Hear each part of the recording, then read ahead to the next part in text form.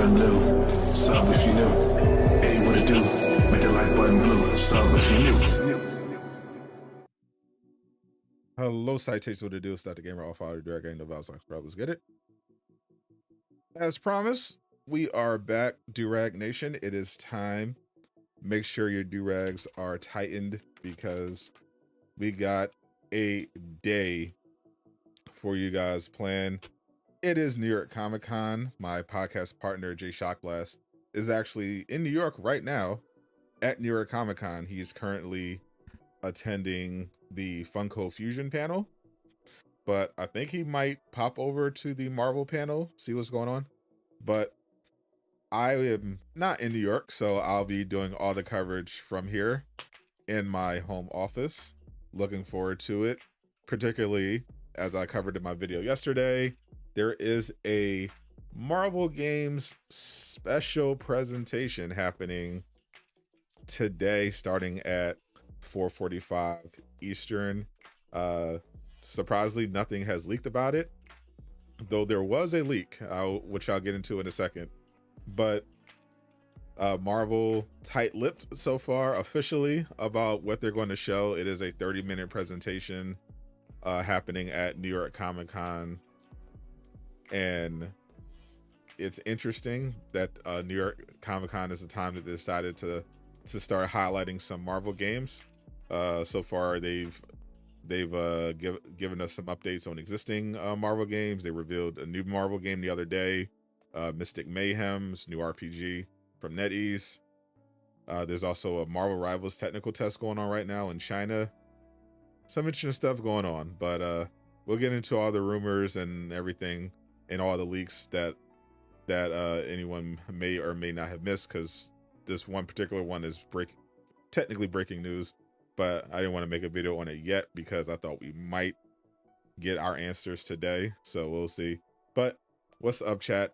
Most importantly, how's everyone doing? We're live on both YouTube and Twitch, which means you should be liking, subscribing, following, do whatever you got to do to support this stream, making sure all the superhero fans out there are aware of what's going on. What's up, my first Twitch chatters, Zaya and Ronan? What's up over on the YouTube side? Saw some of my mods, some of my channel members. What's up, Travis, Arkham, Leslie, Batman, Noel, Zeke? What's up, Savan? How's everyone doing? What's up? What's up? Marvel Rivals. Oh, I can't wait for that. December 6th? It's I think it's December 6th. It's early December. Cannot wait. Cap Tay, my guy. What up? What's up, Steven? Just subscribe. Welcome to Durag Nation. Yes, sir. I saw someone ask about Suicide Squad. You're in the wrong stream, buddy. There is no Suicide Squad happening today. They did have some maintenance recently, but nothing major. Yeah, whenever Suicide Squad drops a new season, they disappear for the next 6 weeks until their mid-season update. And then after the mid-season update, that's when we'll have our final season. Thanks for uploads. Glad you're enjoying them. So I've got teased. No one remember it. Hope we get anything from the Shadow Man game. Valiant Comics has some pretty awesome superheroes. Make games for it to go wild. Appreciate you, Nolan. You rock as well. What's up, Gabe? Welcome. Glad you can make it this time. Yeah, I definitely am looking forward to more superhero games, like beyond just Marvel and DC. Like even within Marvel and DC, like I want to see some more interesting characters get a chance. Obviously DC, it's pretty much 99% Batman stuff, but at least Marvel, you're getting some variety. But that's why I was excited when Invincible announced that they were getting a AAA game. You know, Avatar just we found out Saber Interactive is doing a AAA game for them. You know, still no info on what's going on with Ninja Turtles: The Last Ronin, but that would have been another potential great superhero game. So I like the variety. I hope we can keep that going. Of course, on the indie side, we got Undefeated Genesis coming out in 2026. That should be really fun. Looks good.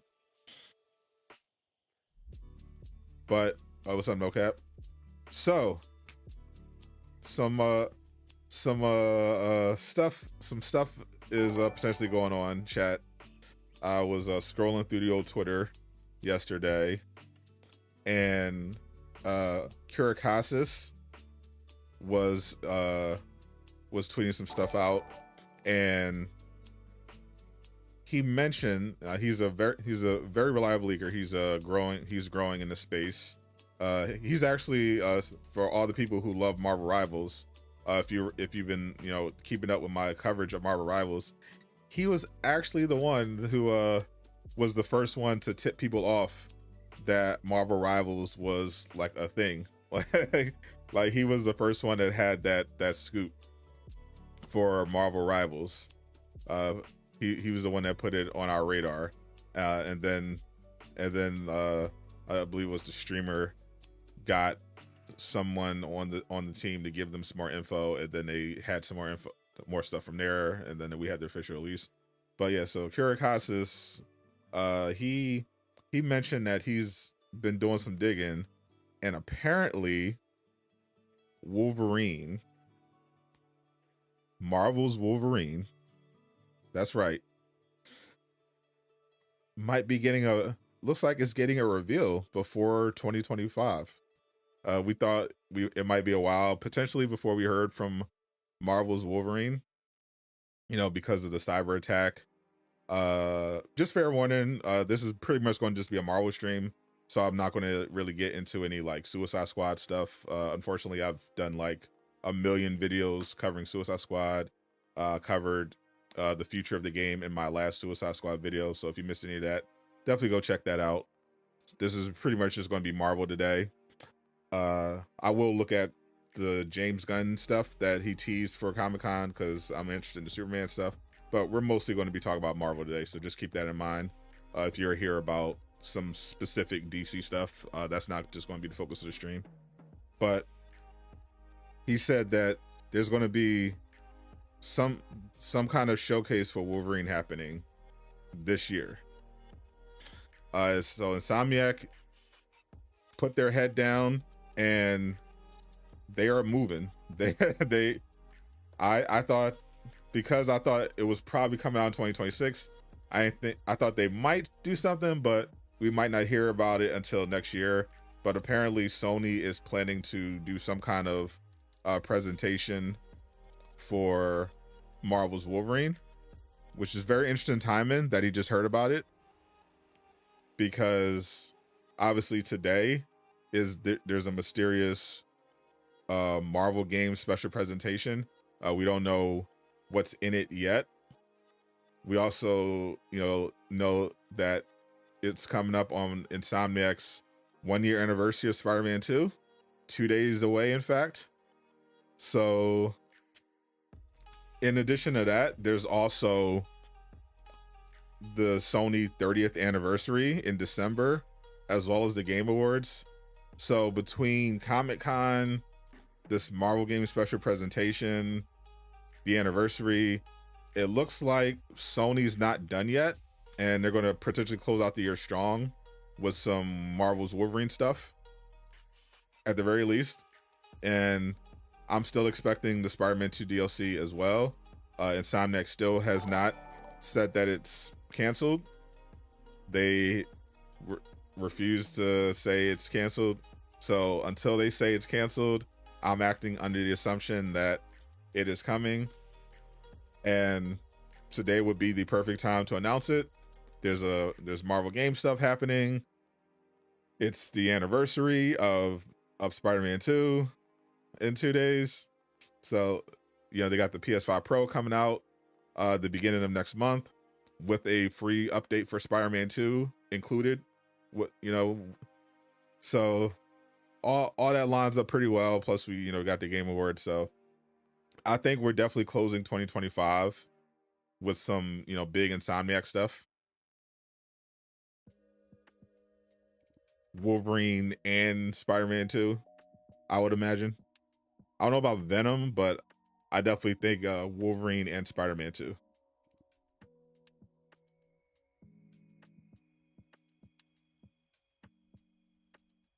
This wallpaper link in the chat. No link. It is in this is actually I mean, I guess I'm giving this a preview. I was gonna I was gonna make this a thumbnail potentially, but I decided I was gonna use this one. I have a couple of things I could use, but I'm using. I thought it was pretty cool, so I was like, I figure I could use it as wallpaper because I didn't end up making a video for today, but I might use it. Here we go hard as we got Sinister 6 video game. I do like the idea of more Venom or like more villain focused games. Obviously, you know, Suicide Squad didn't go according to plan, but the idea of it, I like that idea of having some interesting villains, like, you know, a Deathstroke game. You have Sinister 6, sure. You know, some, you know, a little something from the villain's perspective. You know, Lobo. Depending on how it's done, it could be interesting. I think Spider-Man 3 will be the PlayStation 6's launch. Oh yeah, for sure. I'm not expecting Spider-Man 3 until the PlayStation 6. 100%. 100%. Who's gonna voice Wolverine? Steve Bloom is always my choice for Wolverine. Hugh Jackman doesn't do like the voice stuff. Steve Bloom is like perfect Wolverine. I don't know who the voice actor is. I know it leaked, but I've been like avoiding a bunch of the leaks for Wolverine that came from the hack, you know, mostly out of partially out of respect for Insomniac, but also I want some stuff to be a surprise, so I didn't dive into like story stuff or anything like that. You know, I know the leaks are out there, but yeah, I was like, yeah, I don't want to know all this info before we even get our hands on the game. Ghost Rider game, we can ride his bike around the city. Ghost Rider definitely needs a game.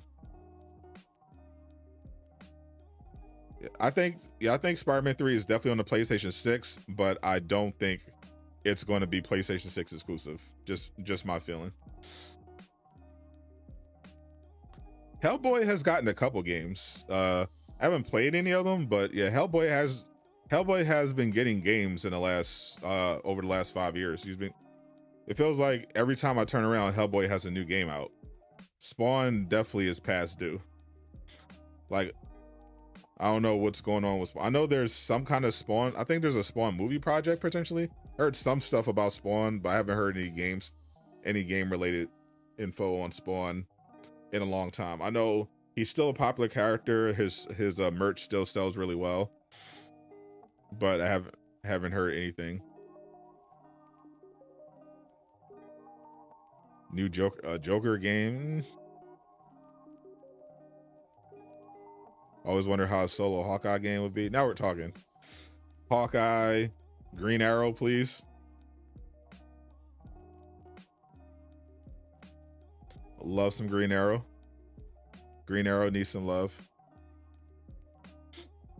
Do I really think Sony will reveal their games in their showcase? Yeah. It wouldn't be the first time Sony revealed their games at Comic-Con. I don't see why they would stop now. I mean, Insomniac could also just announce it on their own, on their Twitter.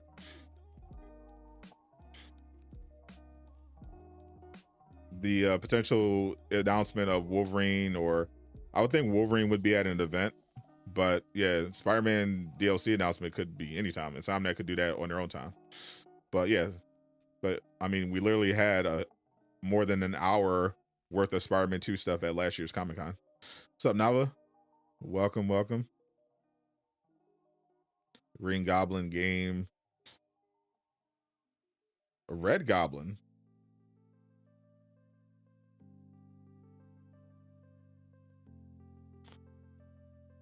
I did watch Dragon Ball Daima. The first episode, I watched the first episode. I thought it was pretty fun. I actually enjoyed how they did the flashback where they had it from the demon's perspective, watching like over the Buu saga. It was fun seeing their reaction to all the stuff. I thought it was a really solid first episode. I really like the animation. The Demon Realm looks cool. I know they announced DLC for Sparking Zero, Kakarot, and Xenoverse for Daima, so I'm definitely excited for that. We need another Deadpool game. I wonder if they're going to bring back. I wonder if they're going to do the announcement of the old Marvel games coming back from Activision. That could be something for Comic-Con. What can we expect for Venom? Which Venom? Yeah, I know the Iron Man VR game. Batman Arkham Shadow was developed by the same studio. Well, I think they're going to show us Marvel video games. Think about a Hulk game makes you want to play Avengers again. Do you remember the Rally Avengers game? Something we haven't started yet.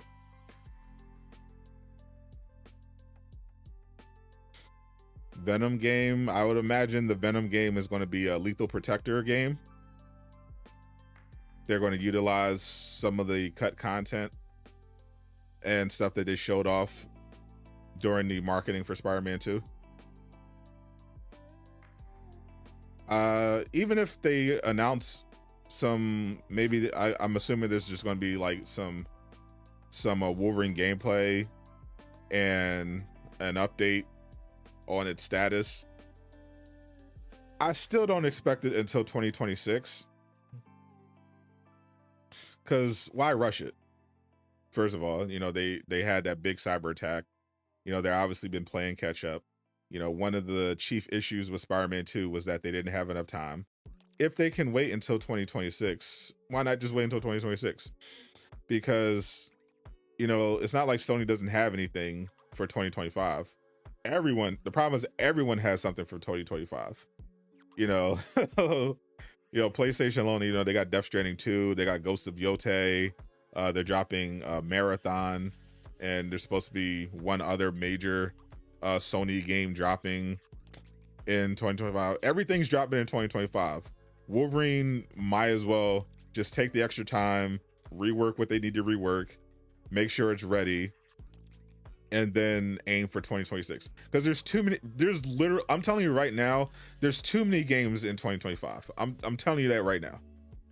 And we still haven't gotten all of them announced yet. There are too many games. Like, if you're a developer, you're on the fence about releasing your game in 2025, just wait until 2026. There's no point there's too many. Like, your game is going to get lost. I'm just telling you. Unless your game is like massive, it's going to get lost. GTA. Look at this 2025, bro. GTA 6. That's going to take out pretty much everybody. GTA 6, Borderlands 4, New Mafia, Ghost of Yotei, Death Stranding 2, Marvel 1943, Rise of Hydra, Crimson Desert, Fable, Indiana Jones PS5. There are too many games coming out next year. Just wait. Doom Dark Ages. I think Where Winds Meet might come out in 2025 as well. There's too much in 2025, bro. Just wait until 2026. Just wait a year. Literally just wait a year.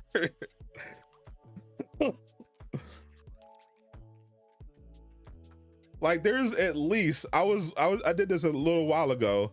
There's at least 15 games that are supposed to release in 2025 that I classified as must play. And that was a couple weeks ago. Like, don't, just don't do it. Just wait a year. Like, people are going to be struggling as is. Like, just in February, like, you got the new Like a Dragon Yakuza game, Monster Hunter Wilds, Assassin's Creed Shadow, New Civilization, all of this dropping in the same month. And that's just February. It's too many games. It might literally be the best year for gaming of all time. Like, you're gonna be busy for decades to come just eating off of the 2025 stuff. You might as well Wolverine might as well just wait. Because think about it. If Wolverine does come out, if they could make it work and put Wolverine in 2025, it's not going to be early 2025. It's going to be like towards the end in the fall, around that time when GTA 6 is dropping. Like, why would you do that? Like, no, don't do that. So just push it to 2026.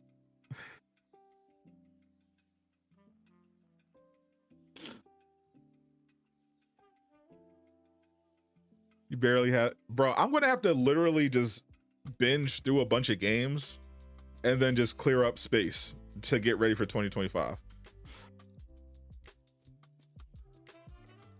Sup Sing, welcome. Give other heroes a turn. Looking at you, DC. Oh, definitely. Wonder Woman, yeah, I heard. So we haven't had an update yet on Wonder Woman in a while, officially. All the stuff that we do know about Wonder Woman has been unofficial. A couple leaks, but I have heard they are targeting 2025 as well. So that's at least 2 superhero games potentially releasing in 2025.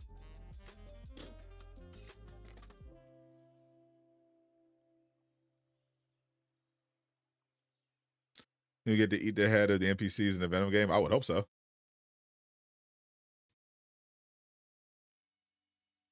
People are going to have to get second jobs just to afford all the games in 2025, legitimately. Do I think we're getting a Venom spinoff game? Yeah. I wish I knew something up with a Hulk game. I am curious we still don't know what that third EA game is. EA was contracted to do 3 Marvel games, and they've only announced 2. So there's still hope for Hawk fans. You still have hope. If Soundback should do something for an anniversary, I'm sure they will. Obviously, the big thing fans want them to do for the anniversary is the DLC. But they're definitely going to acknowledge the anniversary.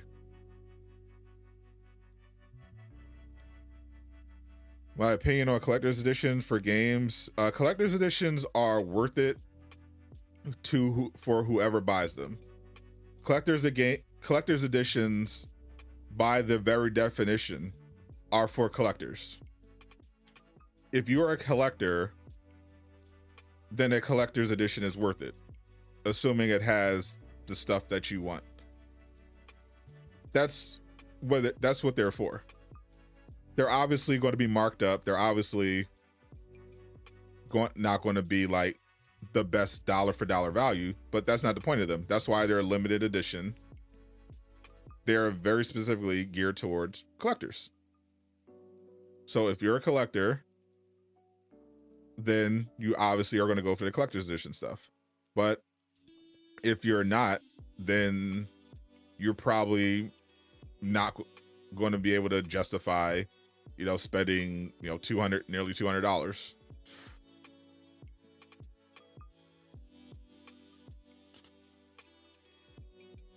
Have I heard anything about a new Ultimate Alliance game? Nope. Just the old Activision stuff potentially getting revived. 2025 would be the best year for gaming after 2018. Cult game with instructive environment. That is the wave. You didn't like it?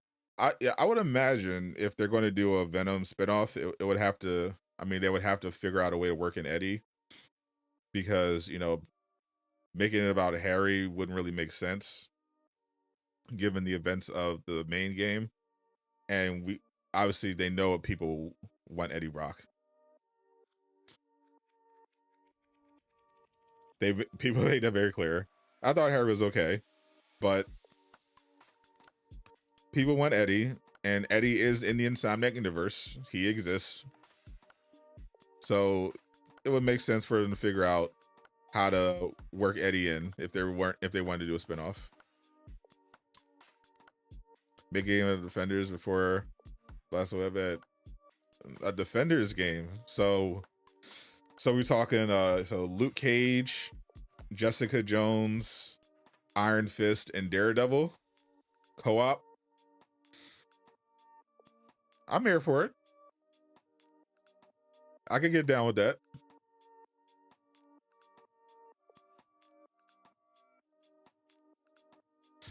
Venom also evaporated. Not necessarily.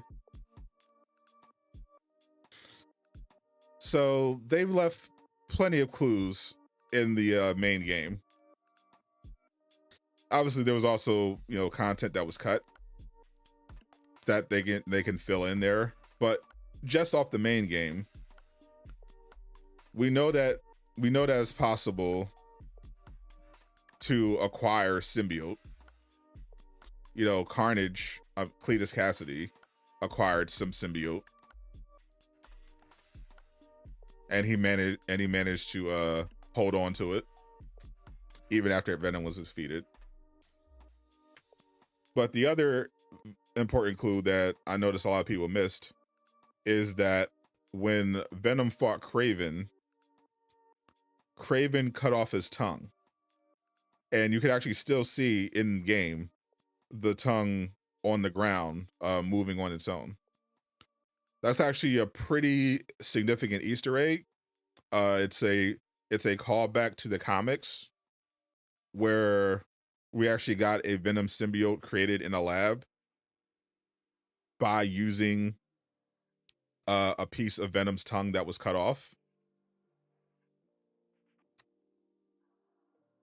So Insomniac already has laid the groundwork to expand on the Venom symbiote just in the main game.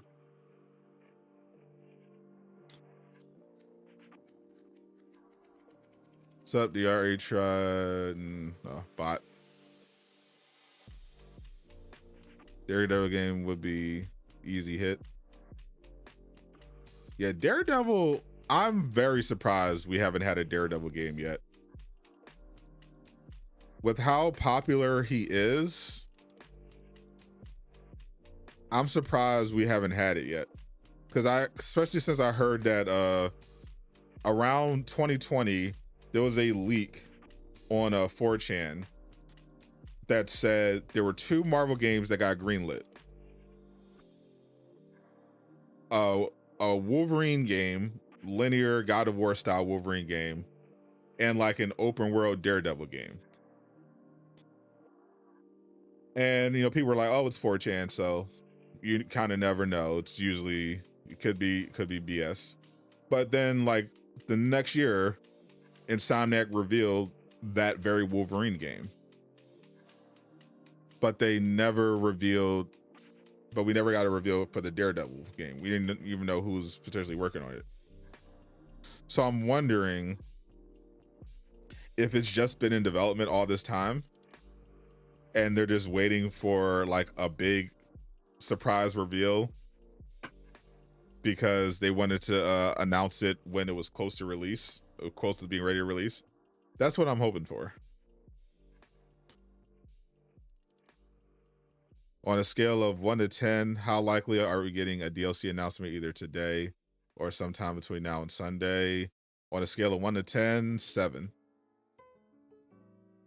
I need to see 1943 gameplay for you guy for it. Fair enough. You should always wait to see the gameplay. Obviously, the story trailer, very impressive visually, but yeah, ultimately, it's the gameplay that's going to, you know, determine how well it does for sure. Hope this isn't 90% mobile games.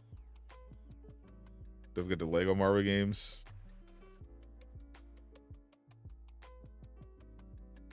Would I be okay with the planned DLC for Spider-Man 2 being moved to the Venom game?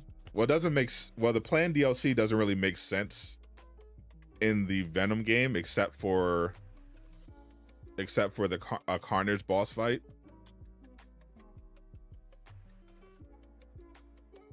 And I feel like you can just have Carnage survive the DLC and then use him again in either the spin-off game, or if you really want to, bring him back for Spider-Man 3.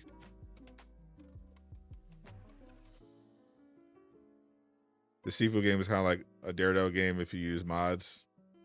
Oh yeah, it very much is. Like I actually really do enjoy Sifu as kind of like a template potentially for a game based around like a martial arts superhero.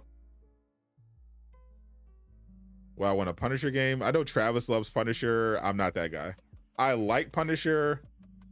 I wouldn't be that excited for a Punisher game, honestly.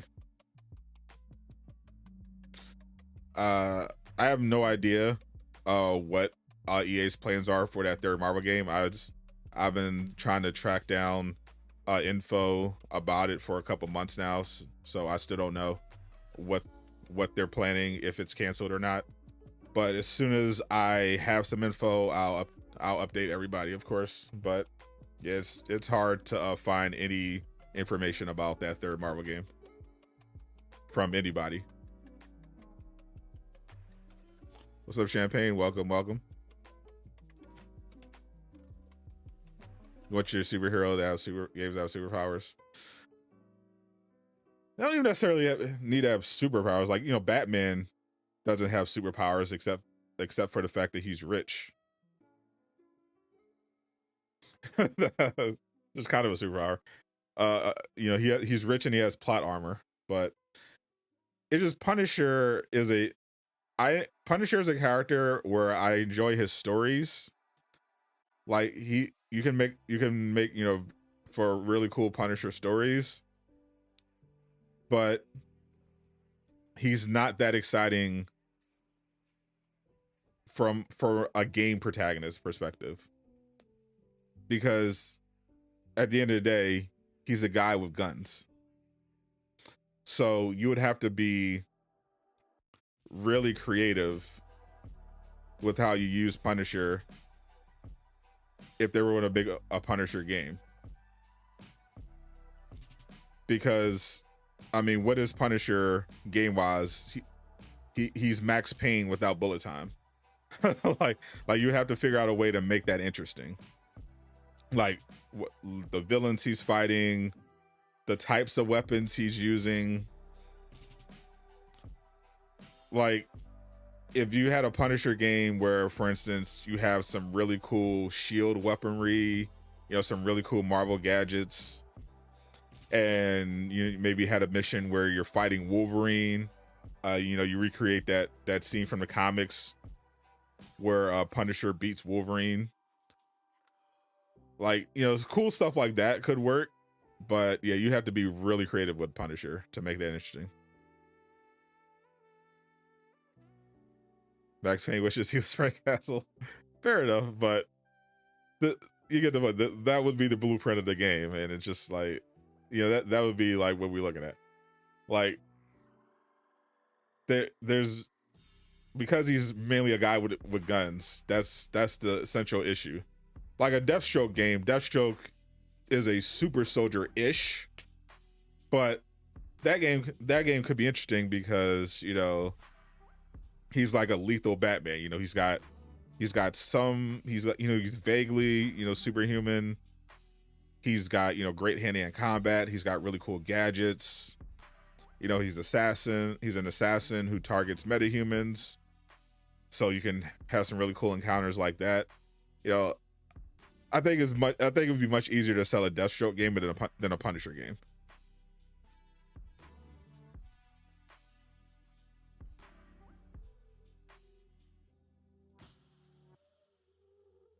Moon Knight would be another interesting character. You know, he falls under, he'd be more closer to the kind of the Spider-Man type of character, but with you would have some mystic elements in there that could be interesting. I'm looking forward to seeing him in Midnight Sun in not Midnight Suns, Marvel Rivals.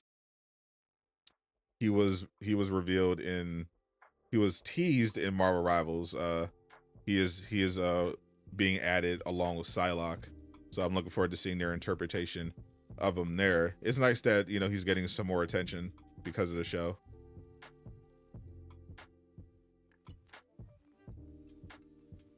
You're fine. You're fine, Blazing. No worries. What's up, Treasure? Welcome. Punisher PS2 game was pretty creative. Had some neat ideas. Oh yes, matter of fact, let me switch over. Let's look at the current Marvel game landscape. Try to get an idea of what's going on for the special presentation.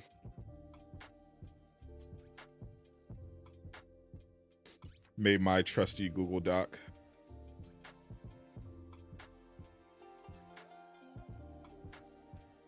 And I'm like keeping tabs on what's happening at New York Comic Con.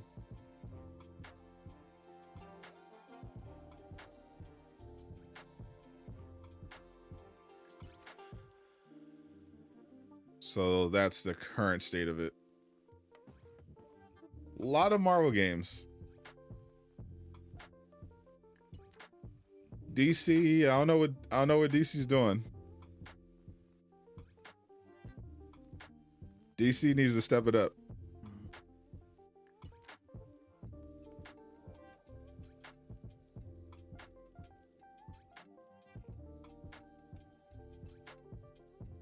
Let me check if there's anything good at Comic-Con yet. I see Jay is having a good time. Lego Marvel Avengers Mission Demolition is now streaming on Disney Plus. Interesting.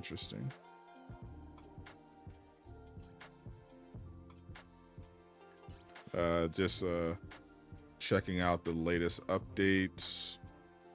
Mephisto.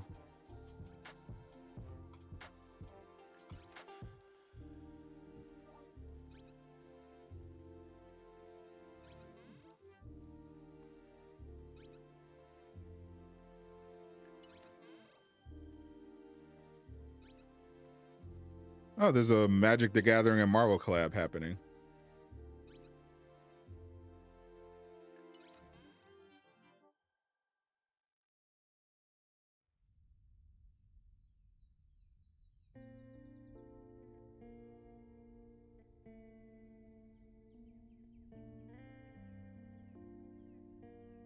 DC Assemble Go Superman.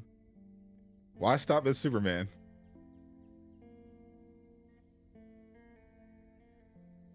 Why stop there? Let's go all the way. Superman, The Flash, Green Lantern, Lobo, Teen Titans, Constantine. Let's go all in. But yeah, so far announced, we got Marvel Rivals, which is coming out December 6th, I believe. Marvel 1943 Rise of Hydra coming out next year. Marvel's Wolverine, which according to the latest leaks, is getting a reveal at some point this year. We got Marvel's Iron Man, which I fully expect could be a strong contender for today, as well as the Game Awards, because it's definitely been long enough where it feels like we kind of need to hear something from Iron Man. Like, Iron Man was, from my understanding and from what Jeff Grubb was saying, was much further along than Black Panther. Potentially I remember when he leaked it initially, he said it was potentially something like 2025 at the earliest, and they were playtesting 2 years ago. So a Marvel's Iron Man reveal, I think, is a very strong possibility in 2025. Panther probably not. Blade, a possibility. At least confirming what platforms it's on. Mystic Mayhem was the new one that was just revealed. It's a mobile RPG from NetEase. And of course, unannounced, there's Marvel's Venom, Spider-Man 3, that third EA Marvel game, that leaked MCU game, which I covered earlier this week. And of course, the Spider-Man 2 DLC is the other elephant in the room. Green Lantern coming back to the game, we have a higher chance than Lobo. Oh, definitely. Lobo is like a creative. That's like a creative idea that I don't expect them to jump on. So that might be too based for WB, honestly. How I feel about a Sideways game. I'm not familiar with Sideways. Hawkeye game. So I think if we're doing Hawkeye, I feel like a more interesting spin on that game would be like a kind of a spy action game for Shield, like a kind of like an Agents of Shield type of game, and it's Hawkeye, it's Black Widow, it's Quake, and like Nick Fury, all as playable characters. You know, take a 1943 Rise of Hydra approach, but with Shield. I think that would be a really cool game.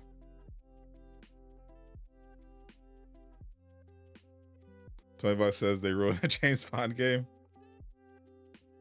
Like a Black Widow game, playing as Black Widow and Hawkeye. Maybe you throw in Punisher in there, but definitely Quake. You know, for your heavy hitter. You know, that would make me and Miller very happy. Obviously, Deeper Depths in the building. What's up, my brother? How you doing? What about Mockingbird? Yeah, as I was like, yeah, you could be that. Like you could just straight up do just like you answer Nick Fury. Yeah, you could do Hawkeye, Black Widow, Mockingbird. You know, you could do all that. But yeah, I think Hawkeye, Black Widow should definitely be the headliners, and you should definitely throw Quake in there. And in that case, I would like a Punisher. I wouldn't mind Punisher there if we had to do it.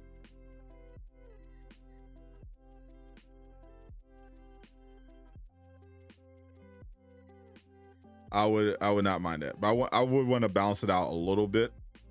I would want like a balanced roster, because to me, like Hawkeye, Black Widow, Daisy Johnson are non-negotiable.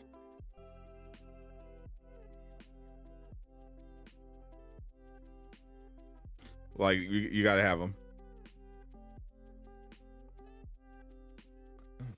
For that last member, I mean, they can get creative if they want for that last lot. I mean, Phil Coulson would be pretty funny.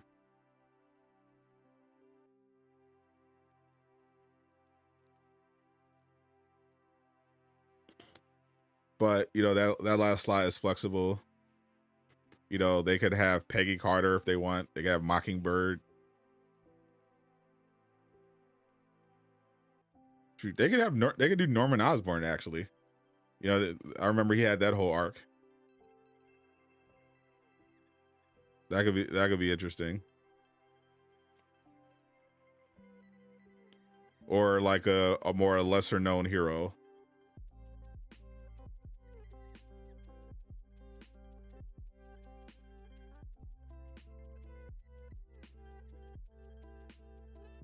I know Hawk was I know there was some common runs where Hawk was an agent.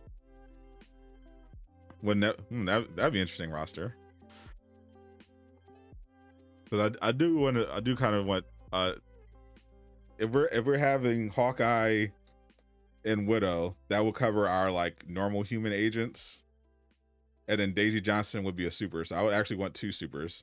So Hawkeye, Black Widow, Daisy Johnson, and then maybe Bruce Banner.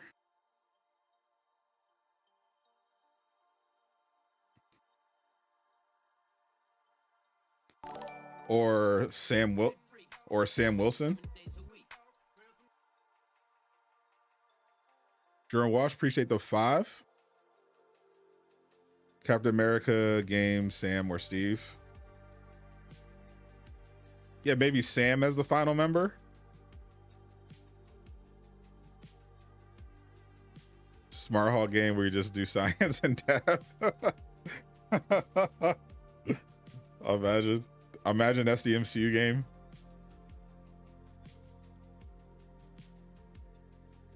Or Clay Quarterman for an Avengers vs. Mightiest Heroes. DC really didn't step it up. It's not even funny. Oh, for sure, yeah.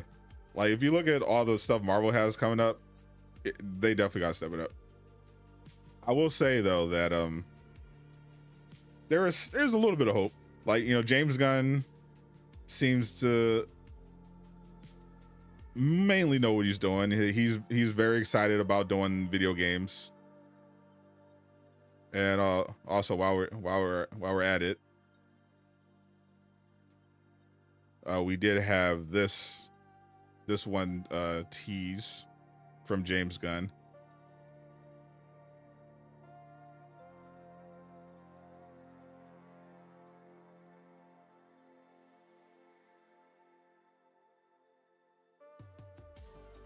First look at Superman and Crypto.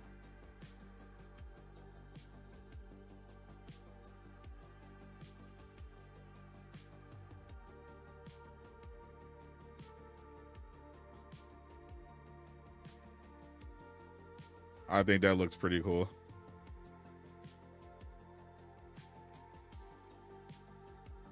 I'm definitely excited for this movie. I wish they had a Superman game announcement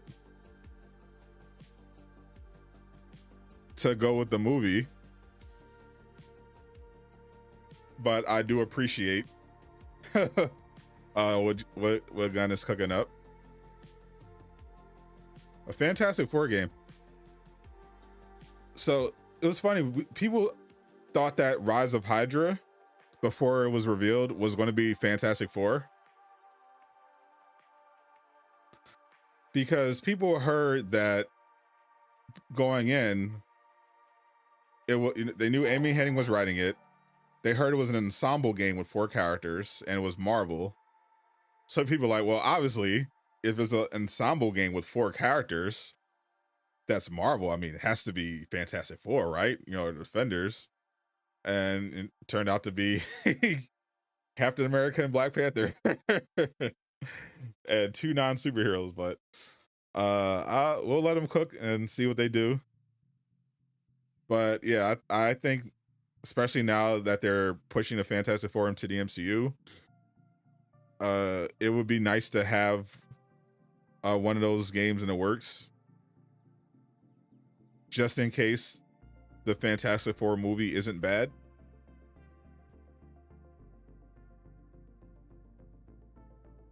TVA game playing as a TVA agent. See, the problem is they made the TVA lame. like the TVA could be cool, but they did a terrible job of portraying them in Loki. And obviously they were kind of a joke in Deadpool and Wolverine. Like, there's nothing cool about no one is going to want to play as a TVA agent, unless it's like a Marvel superhero or something. There's a bonus end credit scene of the new Superman movie. They should drop a Superman game. Imagine, that would be crazy. Am I watching the Venom Last Dance? Probably. I'm just not excited for it. Greetings from Austria. Shout out to Austria. What's up? Mouse more Marvel Rivals. I hope so. I want another beta for Marvel Rivals. That would be very cool.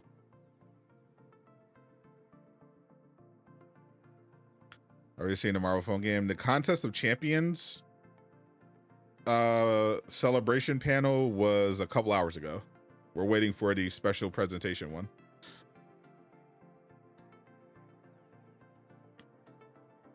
I have no idea when they're going to add any of these characters. I do know what characters they're going to add. Unfortunately, because of my position as a creator, I can't go into details about what specific characters are going to be added to the game. but all I can say is they are adding a lot. Most of your favorite characters will be there at some point, and I am looking forward to it. A Man-Thing game. Like it gave Spider-Man Limited, where he's on the counter Earth where everyone is an animal.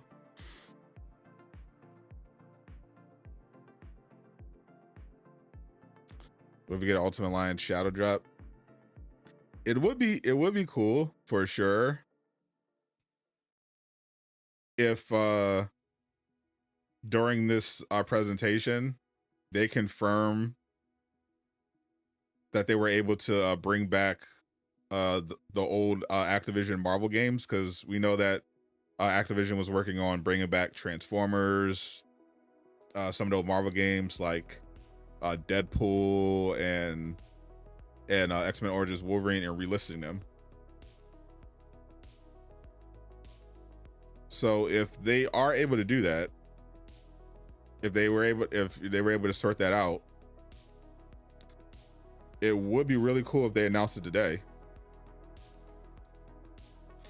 Even better if they said available right now. Imagine that. Available right now in the PlayStation and Xbox store. Deadpool, X-Men Origins Wolverine, Ultimate Alliance.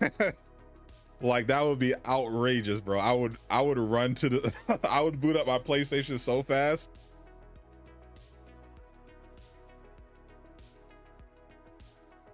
Same as Ryan Moore here said he would love to make a new Deadpool game that he talked with Marvel. No idea. The guy who made No More Heroes. Oh, that's cool for him. I hope he gets it. I mean, that's going to be expensive. So I hope he can find some funding to make that happen. This is a Marvel game special presentation. Definitely partying up on the Ultimate Alliance for sure. Like that would actually be chaos if they were just all in the store. I don't even know what I would grab first. Maybe Wolverine, maybe X-Men Origins Wolverine first, because I think that might be the best game out of all of them potentially. But yeah, I have to grab all of them. DC All-In panel starting soon. Nice. I'm keep checking Twitter. Do I think NetherRealm will make a Marvel fighting game? I do not. I think they're working on how they're going to make Injustice 3 better than ever and improve on, you know, the reception of MK1. Because even though MK1 did well, I would imagine that they want to have even more buy-in from their audience.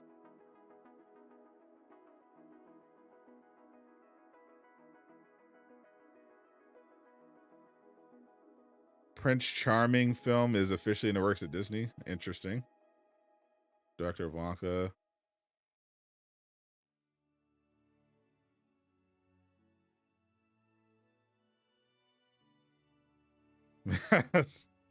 Now sometimes Marvel streams their panels, but doesn't look like they're having any stream coverage this year. So we gotta wait for them to upload the video.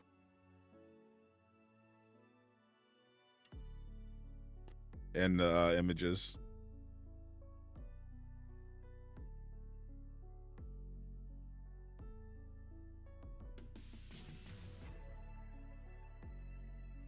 Which is the best?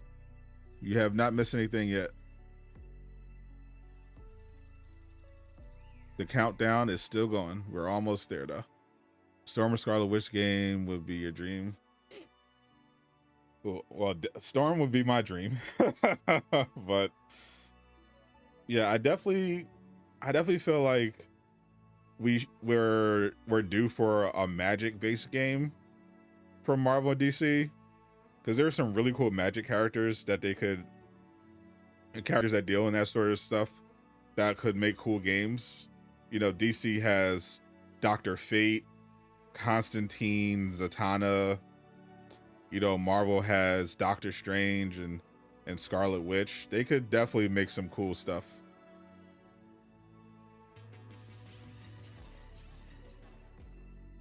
The only thing they have to do in Justice 3 is replace Batman voice actor.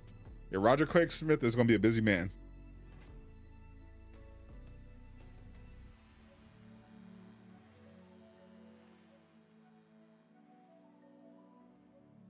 Gambit game, I'm here for it. Dr. Voodoo, Brother Voodoo. Just praying for the Wolverine game. For sure. Wonder Woman is technically magic. Yeah, but she's not going to be using magic. You know, it's going to be very much like a God of War game. That's her. She's basically going to be using her lasso, her sword, you know, melee. But yeah, there's some mystical elements in Wonder Woman for sure. But yeah, I'm talking about a game where it's primarily magic based. Have magic as lasso, yeah, but you do understand though, there's a very huge difference between Wonder Woman having a rope that can make people tell the truth and Doctor Strange creating a portal to another dimension or turning water into wine. Like it's a fundamental difference in game types and power sets.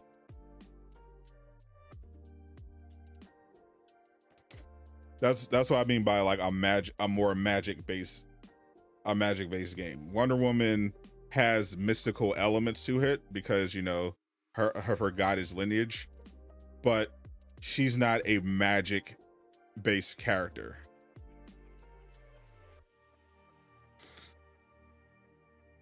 You know, Doctor Strange is a magic based character. Most of his enemies are mystical, supernatural in nature. His powers are based in magic purely.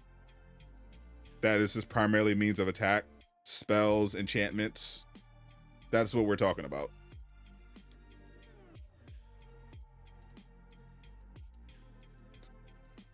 I think Troy Baker would be good for main. They work Troy Baker so much. Just give it to Roger Craig Smith. Let Roger cook.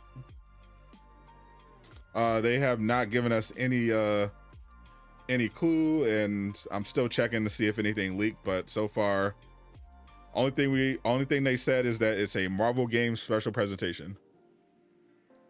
That's it. That's the only thing we know. That and the Spider-Man 2 anniversary is literally in 2 days. So obviously that's a good time to announce the DLC.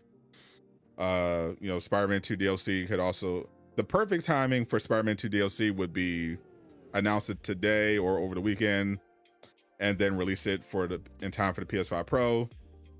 but they could obviously pull a God of War and wait for after the Game Awards. Dave Chambers coming through with the 5. Thank you so much. Thank you all for great content at this point. If you don't get Spider-Man 2 DLC, you'll give up on that. Fair enough. Maybe a Weekend game. Yeah, Weekend is I was just talking about a Young Avengers game in my video the other day. Some people were like, "Oh, no one would play a Young Avengers game." I don't think that's true. I think a Young Avengers game, depending on the roster, could be nice. You have the Maximoff twins, so you got a magic user and a speedster. You have a couple magic users. You could have Wiccan. You could have young Loki. You know, you got the speedster. You could have Hulkling. You could have Kate Bishop.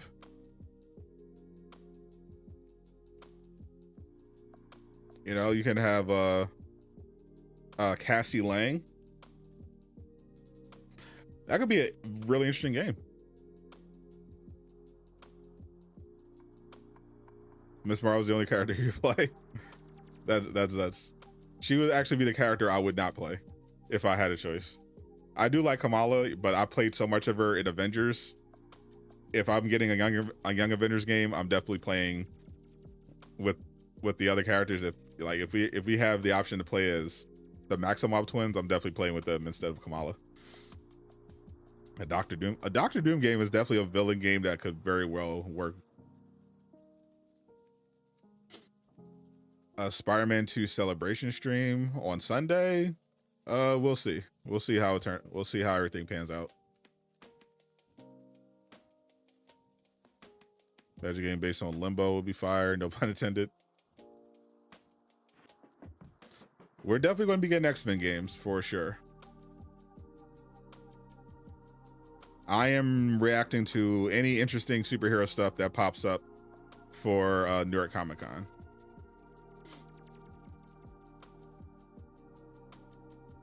So you didn't play the Avengers game? Yeah, if you didn't play the Avengers game, then you could go in fresh. But me, I played the Avengers game, so I've had enough Kamala as a video game character. I've definitely seen enough AIM to last a lifetime. You know, I still want some more Hulk, because I don't think we got the full Hulk experience in Avengers because he could barely jump. I have not played the Simpsons Hit and Run. I did play the only Simpsons game I played was that old arcade game. That classic arcade one. A Loki game could be cool. Loki is a very interesting character. He's got a lot of cool abilities. Like he works for a game character. He used to play Black Widow. Black Widow is really powerful in Avengers.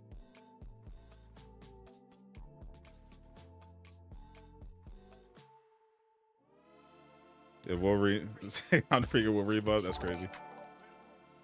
Jordan Walsh coming through with a 249. Appreciate you. A Thor game would be cool.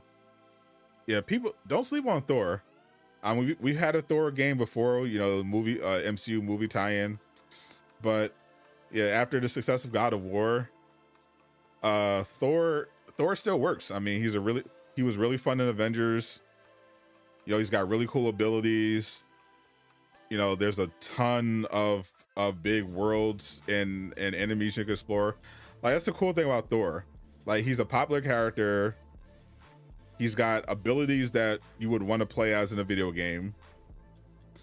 And he's got such a big variety of villains and locations you can explore. He's kind of perfectly set up for a video game. What's up, Almighty? Welcome. Lego Marvel 3. You a Widow main too? Yeah, Widow was really fun. And not just for cake reasons. Widow, you put together a damage build with Widow. when you pop the invisibility, use the held pistol shot to apply vibranium. It just burn them down. Use the stun. You can like delete enemies in seconds. It was crazy. Like, she was an absolute boss killer. Punisher's a great character for a game. Punisher is my problem is that Punisher is too easy of a character for a game. Because it would make because Thor is set up perfectly for a game, but it would be a really interesting game. Whereas it would be much harder to make a Punisher game not feel derivative of other games. That's the only downside. EA is doing an Iron Man game. EA is doing an Iron Man and a Black Panther game. And a third game they still haven't revealed yet.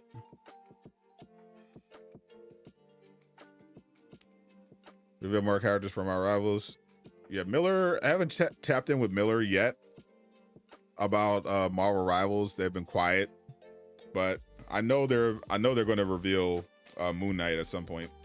They already did their Psylocke push.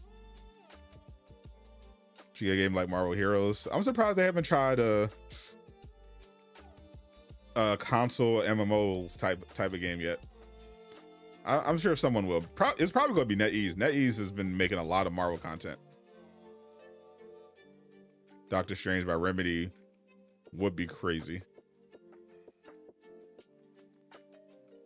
Punisher, Metal Gear Solid gameplay, exactly. Derivative. That's my problem. Like, you not only want to make a Punisher game, but you want to make it stealthy.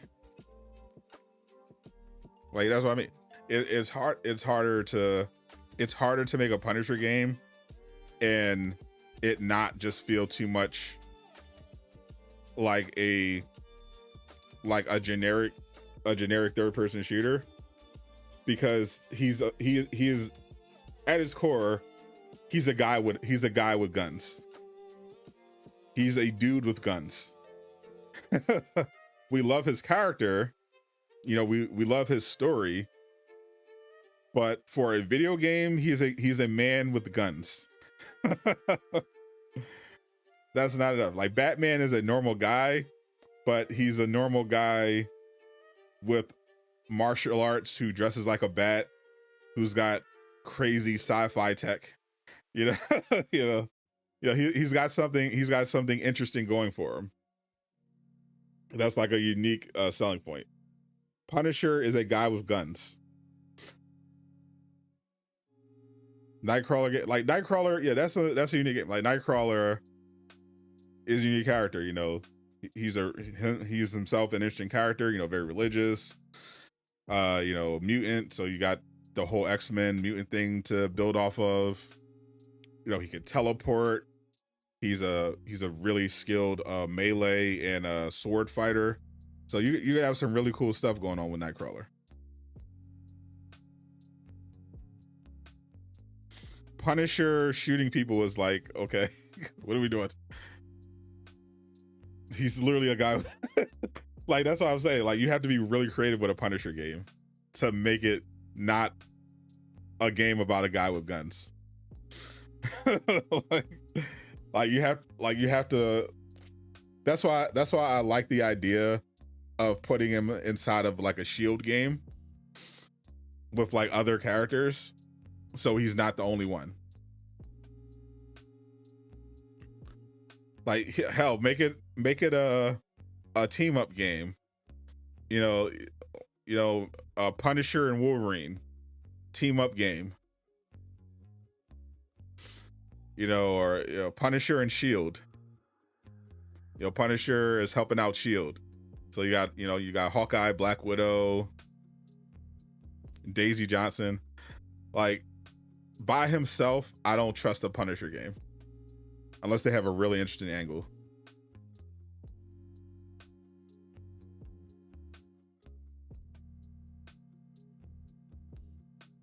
Let's use the uncanny Spider-Man version of Nightcrawler.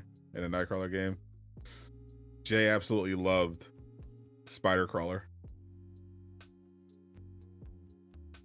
He almost as much as he loves Squirrel Girl.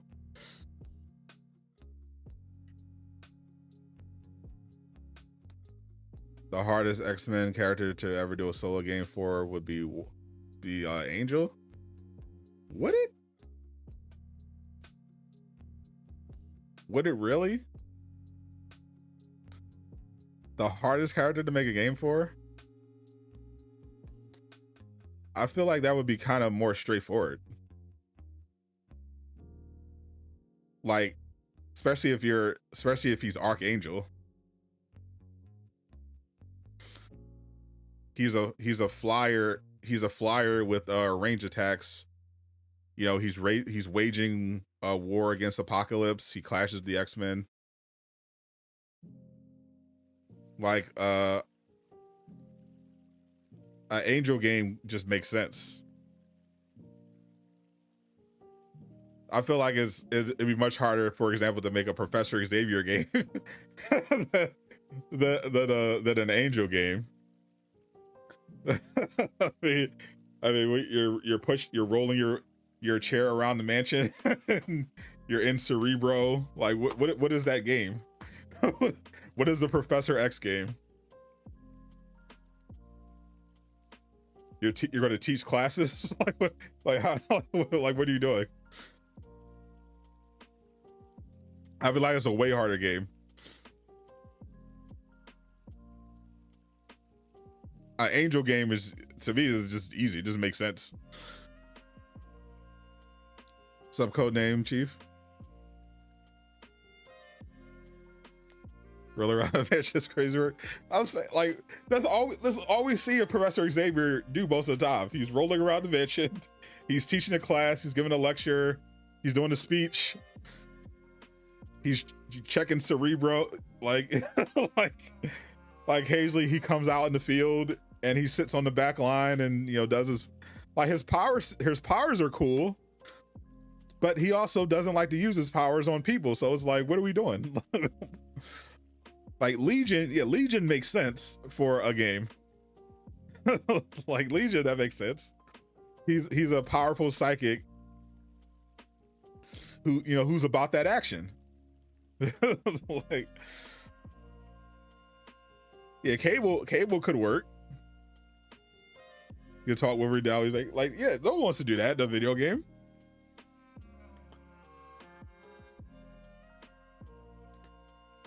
The Emma Frost game. Emma Frost would make sense. Yeah, Professor X would not.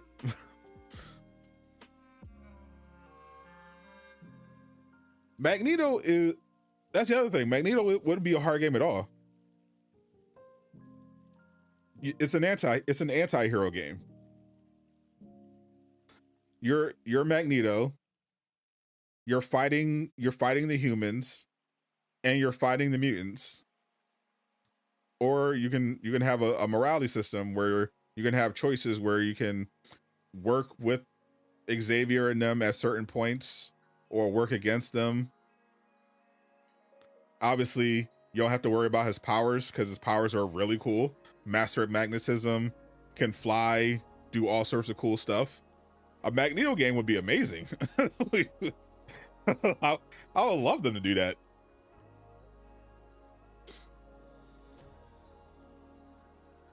A Magneto game would be insane.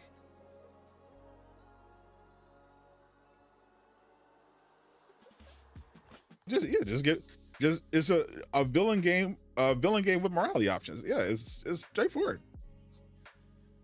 Protect mutant kind. Grand for Rise of Hydra. Yeah, I feel like we're definitely getting Rise of Hydra gameplay soon. Santa Monica would be the perfect studio to work on a Thor game or Ghost Rider. Yeah, I would definitely love to see their take on a DC game. I know people got excited when or any superhero game. I know DC fans got excited because James Gunn followed Alana Pierce, one of the God of War devs, on Instagram. And if they are planning on doing something, because I know that Santa Monica has a lot of stuff in the works. So if they were planning on doing a DC game, I would love to see what their take on it. Live from New York Comic Con. Jay Shockblast, are you going to the You're My Man on the Ground? Are you? I need you to be at the Marvel presentation panel at 4:45. What about Namor? My enemies call me Namor. A Namor game. I'm sorry, I can't take Namor seriously. He was my main on Marvel Rivals though, so it would be fun. No shock you get there in time. Tough. Mystique stealth game. Now we're kind of pushing it. I feel like Mystique would be a cool character in an ensemble game, but I don't know if I'd want to play an entire game as Mystique.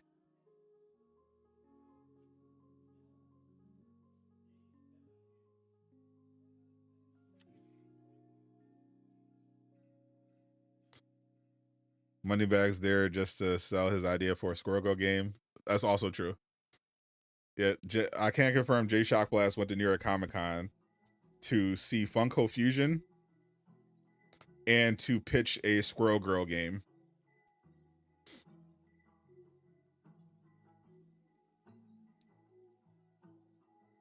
Imagine a morph game. Yeah, like if we're doing morph, because if you have morph, he can use the powers that he takes. That'd be interesting. But like just a stealth game with Mystique.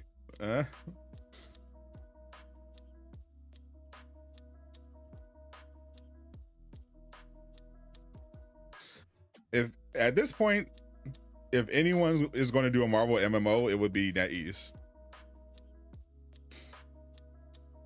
I don't know what else they have planned. I know that they had a mobile game. I know before Marvel Rivals leaked, we knew that they had a mobile game in development, and I think that one turned out to be Mystic Mayhem, and then the other project ended up being Marvel Rivals. So I have no idea what they're doing after that.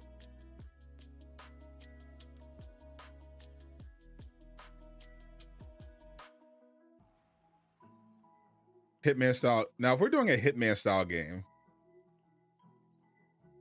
obviously Deathstroke is the better option.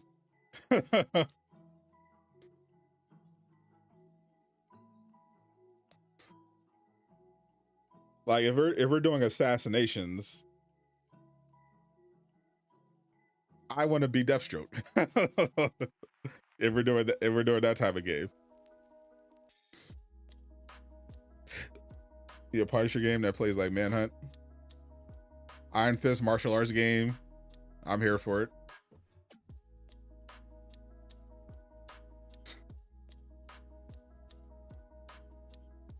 I think Spider-Man is much more likely than Venom. But anything is possible. Young Avengers. I think people are going to sleep on a Young Avengers game, but depending on who makes it, I think it could be really cool.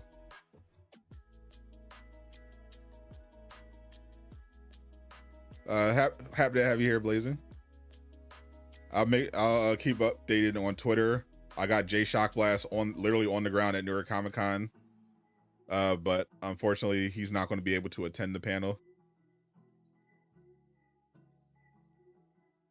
So I'm going to have to rely on the other people. I know there was someone else who subscribed to me, who is at Comic Con. They said they were going to try to get to that panel. But as soon as that info or video drops, I'll be on top of it.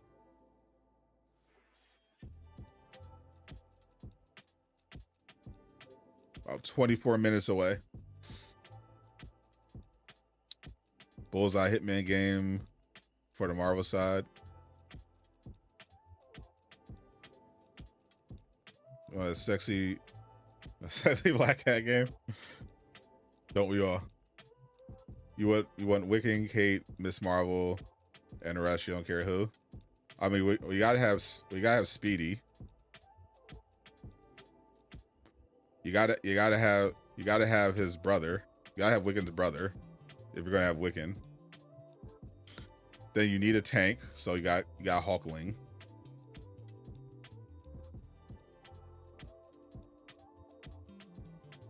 I could be cool. Yeah, new Teen Titans game.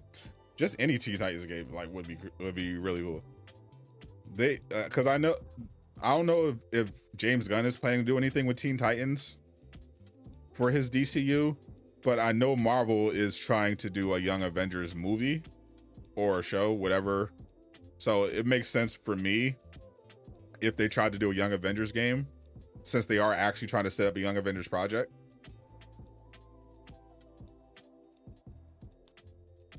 Just got back from Comic-Con. You're there for about 5 hours. Got some more swag.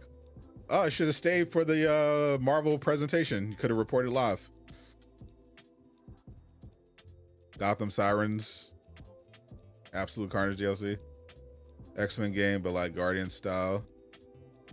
I would hate that game. I'm gonna be honest. I love Guardians of the Galaxy. It would have been a much better game if you weren't just controlling Peter the whole time. It worked, as like a Mass Effect type of experience. It was still really fun. It was an amazing story. An X-Men game like that wouldn't work at all. It would be rejected immediately. No one would want that. An X-Men game where you can only play a Cyclops, nah. I don't want that game. And I love the X-Men. It would definitely have to be an ensemble game where you can pick multiple characters.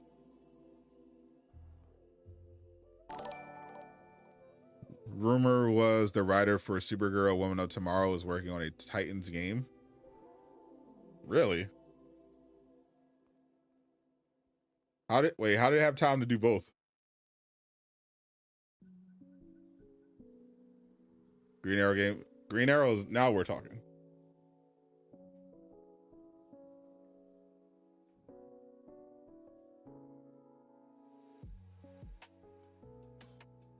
Have not heard that rumor yet. Oh no, it's not a game. Teen Titans live action movie in development with Supergirl writer pending script. Oh, so at least we know they are planning a Teen Titans project. Okay. So yeah, definitely all the more reason to do a Teen Titans game. We know WB Games Montreal is working on some DC games, and they just did Gotham Knights. Gotham Knights had its issues, but I thought it was a really fun co-op superhero game. I thought it was a good starting point. If they just polish it up, have more time, I think that can be a good formula, because the open world, the patrolling, the multiplayer was really good. Doing that for Teen Titans, which they set up in that game, I think would be cool for the DCU if they want to do that.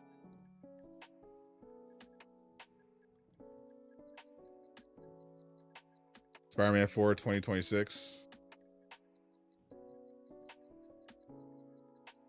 We're definitely not getting a new Guardians of the Galaxy game.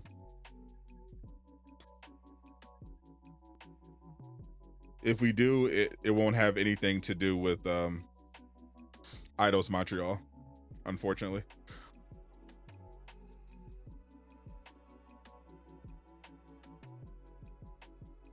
I love Cyclops. If we get an X-Men game and he's the only playable character, I'm punching something.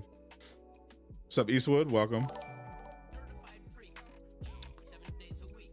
Palmer coming through to 199. Thank you so much. Where's X-Men Legends? Krakoa. Yeah, we definitely I know we're getting some X-Men games in the future, but that's in the future. I just hope they make as many as possible.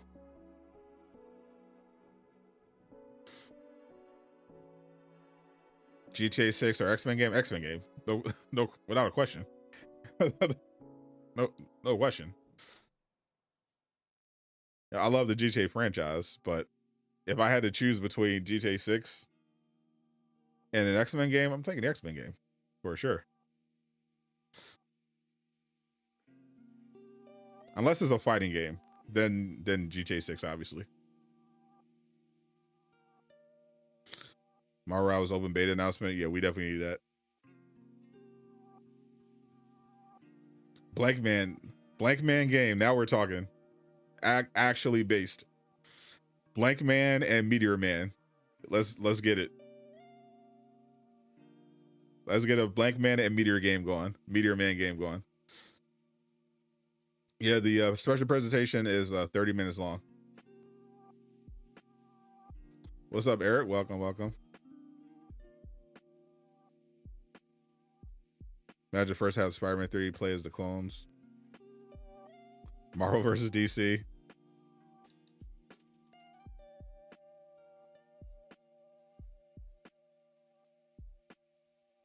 Blunt Man and Chronic. I don't think those would work well as superheroes. The one got Kite Man. I still have to watch that.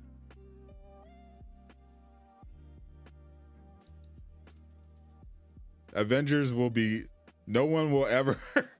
Everyone will, for the next 20 years, people will be reminding in game development circles everyone of Marvel's Avengers and what not to do. People, anyone making a superhero game, especially if it's multiplayer, will be told, remember Marvel's Avengers. I honestly don't think that's ever going to go away. Like that's going to be a cautionary tale forever.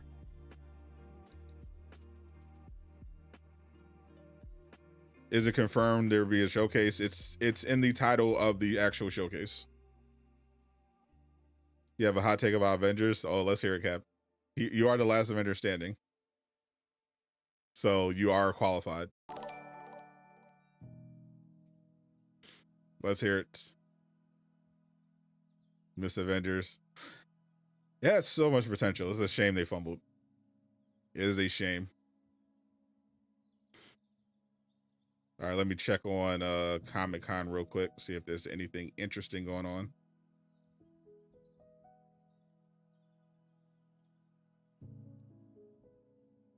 First look at the new Buzz Lightyear action figure.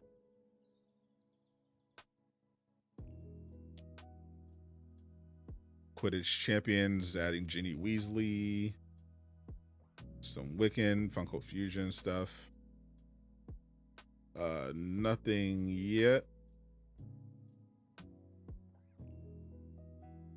It was also the 13-year anniversary of Arkham City, the best Batman game.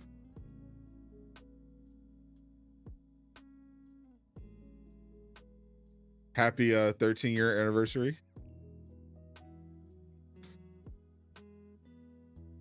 So it's been 13 years since Arkham City, and in 2 days it'll be 1 year since Spider-Man 2.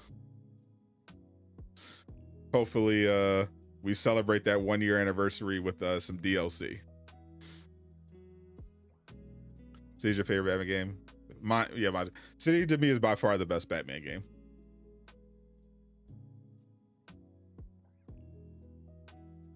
I think it's actually the best superhero game, just in general.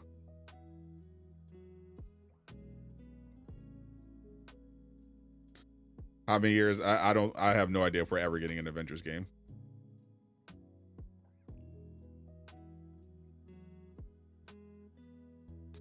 Like the branding is just so bad. We can definitely get a Marvel game potentially where you're picking at where you're multiple characters, different members, make it like an Ultimate Alliance type. But no one's going to want to have that Avengers branding. They ruined it. We'd be more likely to have we'd be more likely to have Earth's Mightiest Heroes without Avengers in the title. Marvel's Mightiest Heroes. Like, no one wants to say Avengers.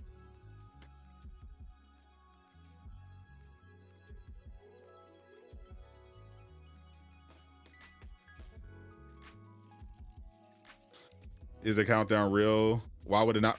Why would it not? This is literally a stream where I'm reacting to the thing that's happening.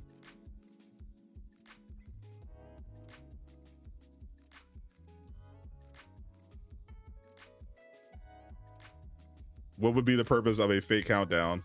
If I'm here waiting for the thing to start, why would I not have a real countdown? That doesn't make any sense. I'm literally here waiting for the thing to start. The timer so that people can see how much time it is until it starts.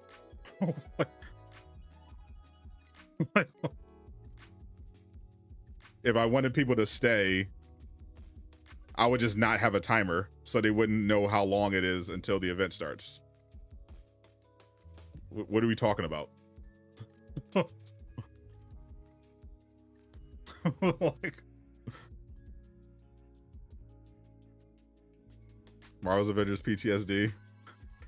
I'm over the PTSD. I mean, I still have hard feelings about Crystal Dynamics, but I have fond memories of Avengers overall. What about a Doctor Doom game? Doctor Doom is a really cool character. If you want to, he's definitely a villain that you could build a game around because he's more of a complex character. You know, there's times he's been a hero, times to be a villain. He's got really cool powers. There's a lot of room for creativity with a Doctor Doom game.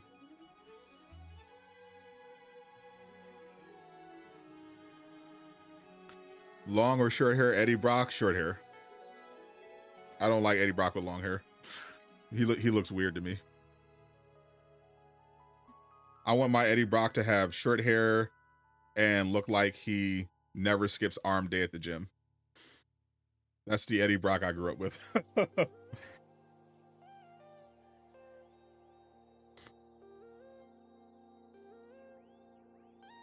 Is it at Fortnite? Yeah, Fortnite going. I haven't tapped into Fortnite since the Marvel season started. But yeah, they've been adding a lot of skins. I only popped on Fortnite to grab the Elastigirl skin and dip off. But I might try to pop in for some more Marvel stuff. Your PTSD is the Amazing Spider-Man 2. Oh no. What's my favorite Venom design?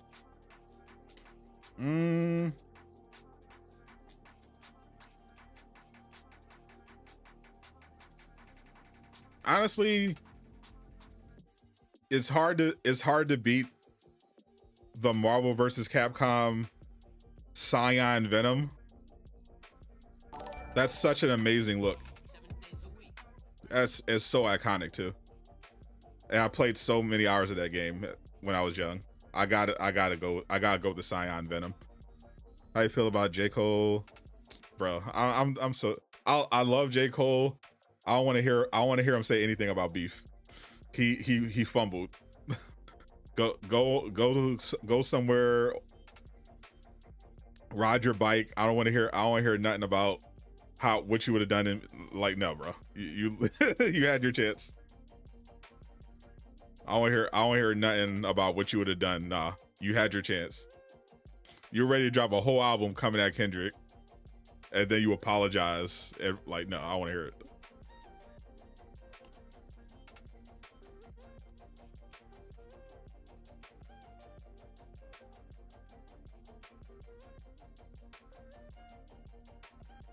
I'm sure. Like, that's the thing. He fumbled because he thought he made a great move because he thought he was going to get bodied. Let's be honest. He probably heard some stuff. He saw how deep this was going. He was like, you know what? Kendrick on one right now. Let me back up. But you don't get to come out after the fact and be like, no, I would have won. No, I want to hear that now. I want to hear it. If you would have won, you should have stayed in it.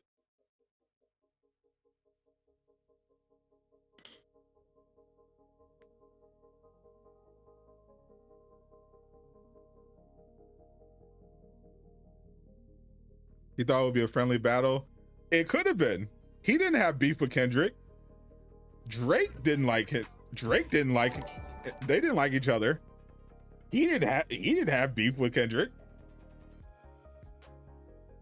Your thoughts on the WB DC controversy? What controversy?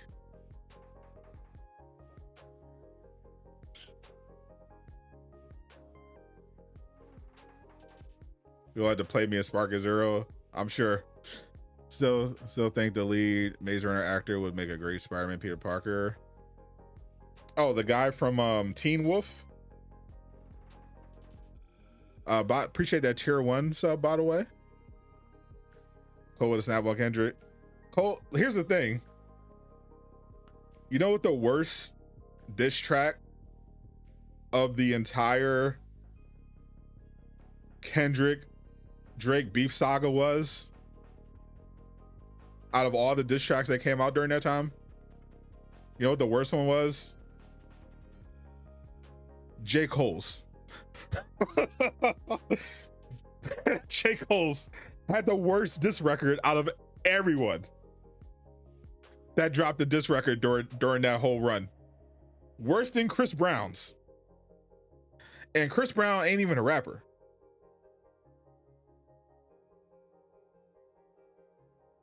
J. Cole, I love J. Cole. He can't talk about the beef. He escorted himself out. He disqualified himself.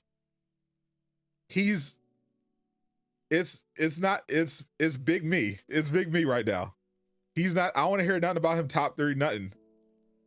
You had the worst diss record out of the whole thing, and you apologized before anyone could even respond to you. I don't want to hear nothing. Can anyone rap with him? Yeah, Kendrick, because Kendrick made him quit. Like, what are we talking about? Kendrick is so hard. Kendrick put so much pressure. J. Cole was like, you know what? He dropped his album. He dropped his diss records. He saw the reaction, and he was like, you know what? He did the Homer Simpson meme. He was like, I'm backing away. Appreciate that, Space Ape. Appreciate your channel. J. Cole disappointed me. I was very disappointed with J. Cole. My thing is, I was happy as a J. Cole fan. I was happy if he wanted to just, you know what, rap beef ain't for me. I'm just gonna go over here, you know, walk on the beach, wear out my dreads, ride my bike, you know, go for a hike, mentor the youth, you know, just go back, just make some fun records. Perfectly fine. I would be perfectly fine if he wanted to go that route. Respect it even. You don't get to drop diss records, apologize, and leave the beef before it starts after you already got dissed without even waiting for a reply, then come back after it's already over and be like, no, I would have won though. Shut up.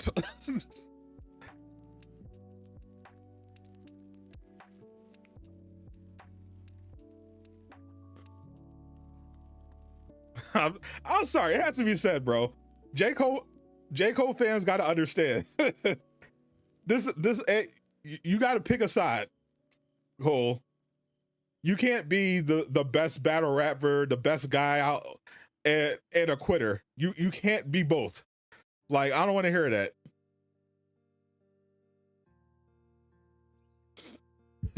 You don't get to run away, and then when the war is over, come back and say, "You lucky I ran. It would have been over." Like, no, get out of here.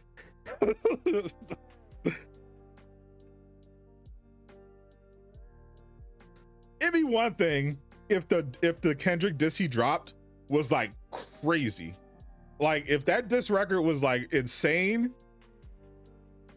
and he waited like a week and Kendrick didn't reply, and then he came on stage and said, you know what, I don't want to be involved in this. I respect Kendrick too much. I'm about that would have been a power. You could argue that's a power move because he made a strong statement. He demonstrated he's got it. He didn't get a reply, and he just walked away on top.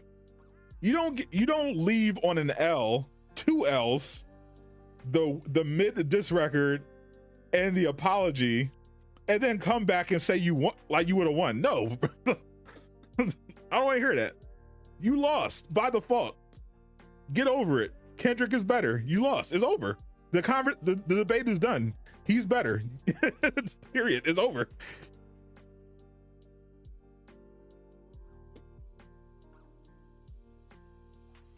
I think the Marvel's Wolverine trailer could be shown today. Could be. 3 minutes, yes sir.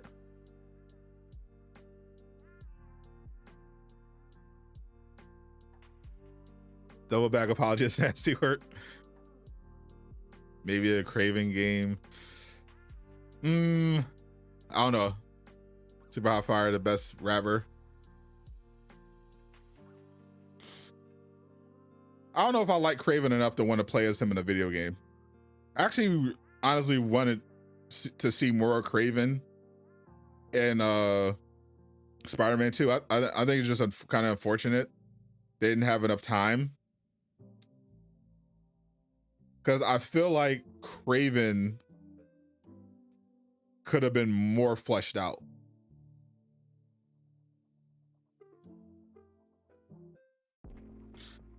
Like, because Craven's Last Hunt is such a great story. I thought Insomniac's interpretation was so good. What's up, Mr. Clean Kids? Yeah, we're almost there. And it was kind of just a shame. Like I feel like we didn't get enough time with him. I think it was unfortunate that they chose him to be the villain. Because I understood they wanted to fill out that they felt like they needed some more room. They needed like another villain in there. But I feel like Craven might have been too big of a villain to fit in. And I think the game should have focused more on the symbiote saga because of how much, there is that goes into the symbiote stuff. Like if the game, because I feel like to properly incorporate Craven into that symbiote story, the game would have needed to be like 30 hours just for the story, at least.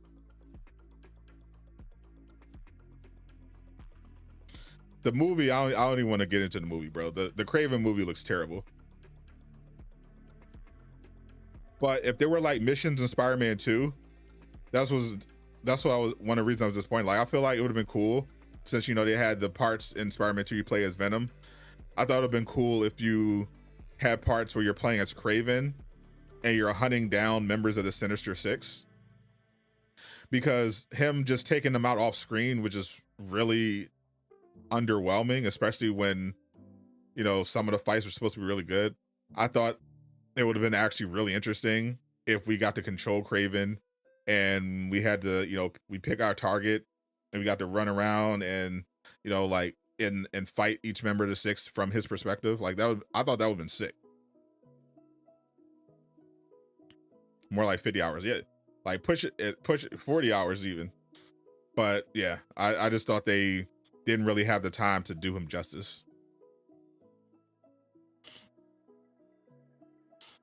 And unfortunately, like that was just unavoidable.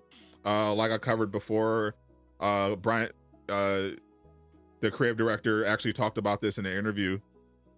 He mentioned how they had a lot of stuff that they wanted to do, but Sony came to them and said, hey, this isn't at the quality that we need. And he realized they weren't going to be able to get the game done on time. So they had to just cut a bunch of stuff. And that's why the third act felt rushed.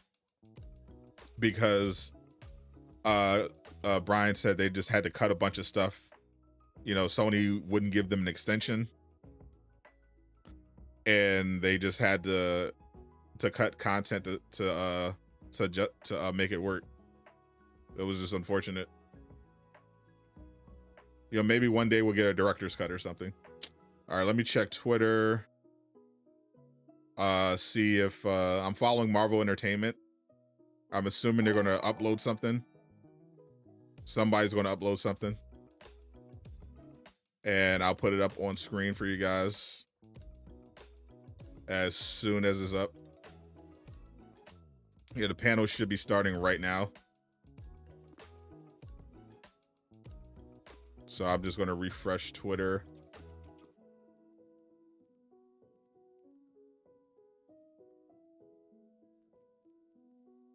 And let me just go up on YouTube as well.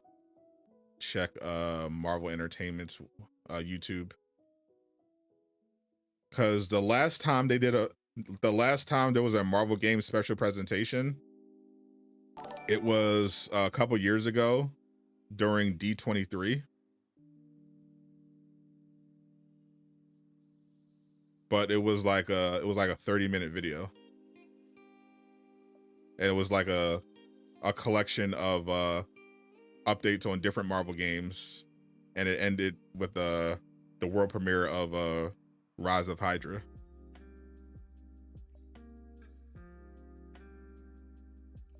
So stay tuned. Make sure you smash that like button, all that good stuff.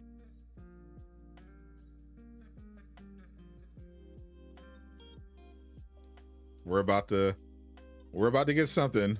We'll see if it's what we're looking for. Actually, let me I'm gonna refresh again. So I haven't seen, no one's posted anything in 5 minutes. That's weird. Let me check the New York Comic Con hashtag.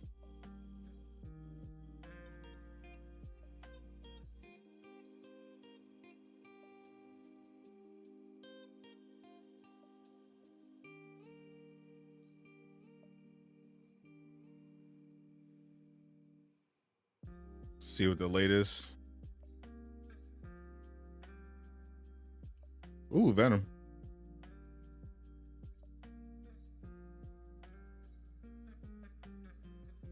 Mecha Break.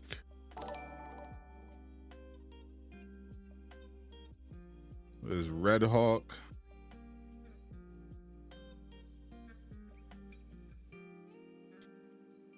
Nothing yet.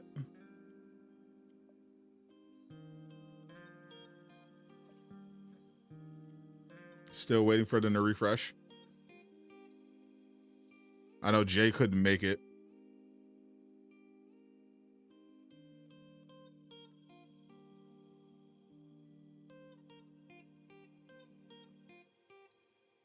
That'd be a stream. Yeah, I figured. Spider-Man, they announced, when they announced the schedule of their panels, they usually mention if they're going to stream or not, and Marvel wasn't streaming this year. So I wasn't expecting them to stream the panel. I assumed they were just going to upload it. I assumed there would be a video presentation that they would just upload on their socials.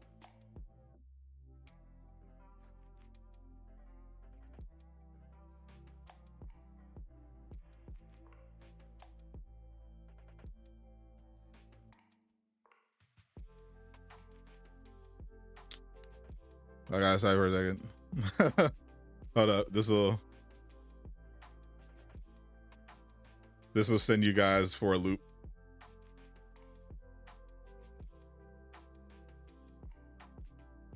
This just popped up on my timeline, so I want you to experience it too.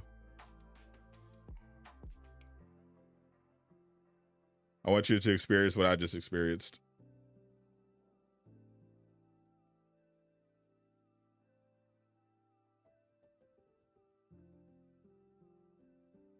We got an absolute Green Lantern reveal.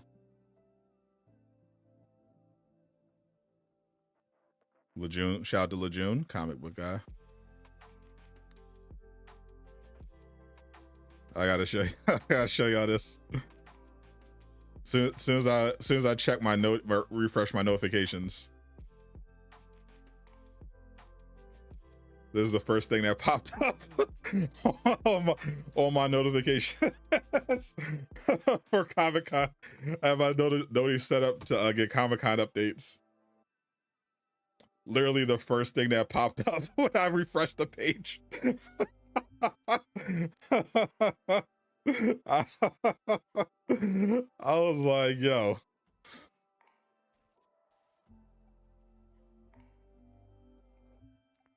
That does look crazy though. Hold on, let me enlarge it.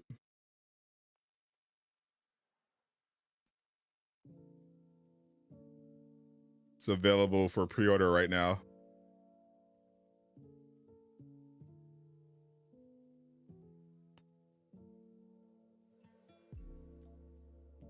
Shout out to Sideshow Collectibles. That's actually gas. That's actually fire. That's actually gas.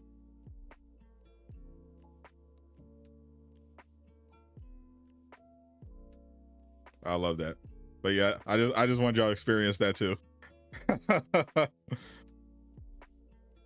Yeah, we're still got updates coming in from Comic-Con. The panel, I'm still waiting for info on what's going on. Right now there's a comic book panel going on. Absolute Flash and Green Lantern. DC's panel is going on right now. They got Absolute Flash and Green Lantern just revealed. Let me try to find out what's going on at the Marvel panel. So far I'm just getting updates on the DC panel. Cannot confirm rumors that it's delayed or whatever.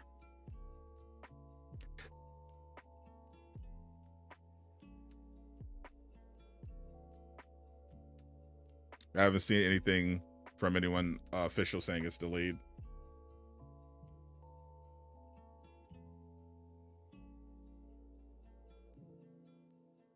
Let me check the news real quick. Yep, still supposed to be ready to go.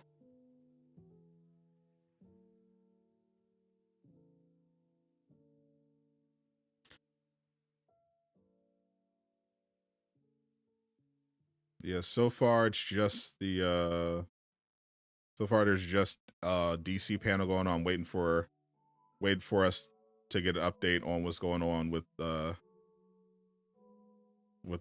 Marvel game panel.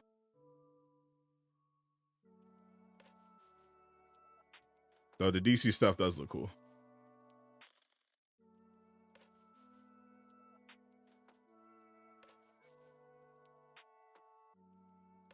For all you comic fans, the DC panel is kind of cooking.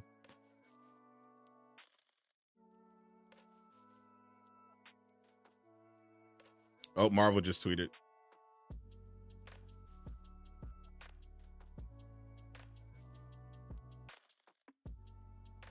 Oh, they just retweeted. Never mind.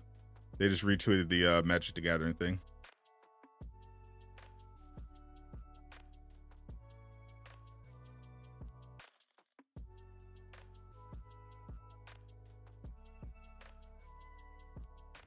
I've never played Magic the Gathering, but yeah, if you're a Magic the Gathering player, they announced earlier that they're doing a collab, so there's that. Spider-Man 2 PC confirmed for January. It is not confirmed for January. Someone was trolling.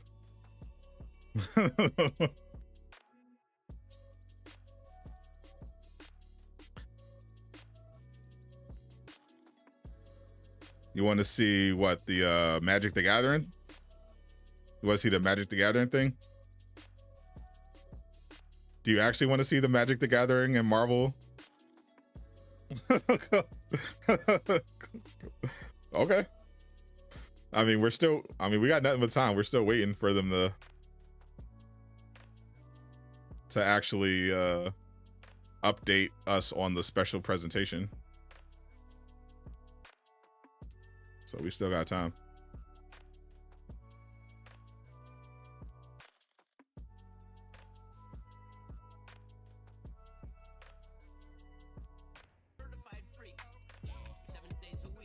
Slasher makes high price action figures. And a very good poster.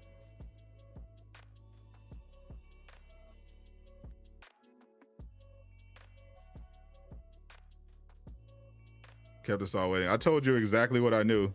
It's not my fault you haven't done your research. I made a video about this yesterday. There is a Marvel Games presentation. It is scheduled. It is called the Marvel Games Special Presentation.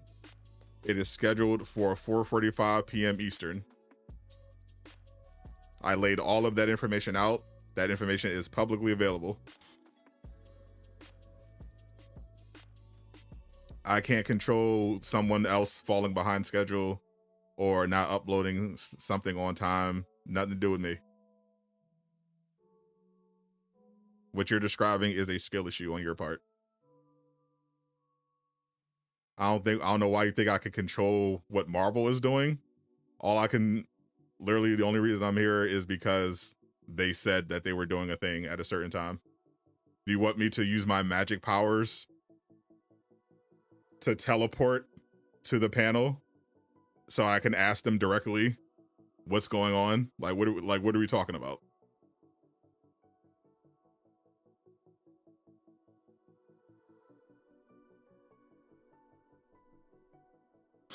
like if I could do that, I'd be live streaming it from the actual event on my phone. or I'd take a video and come right back. What are we doing?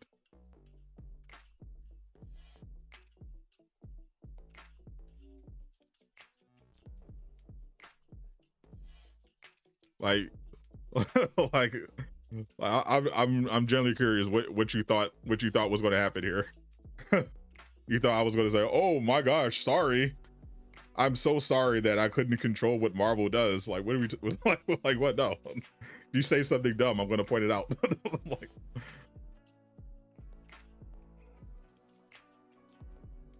I'm not like these other streamers. I will make fun of you.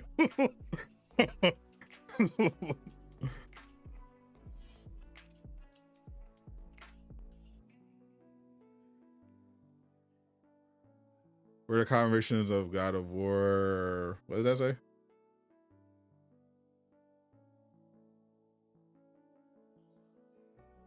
Oh, the Greek saga. Oh yeah, that I think was that actually, or Somniac just tweeted. Hold up.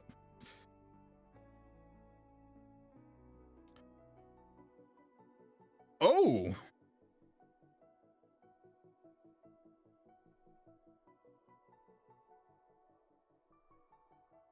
The Spider-Man PC. Spider-Man 2 PC.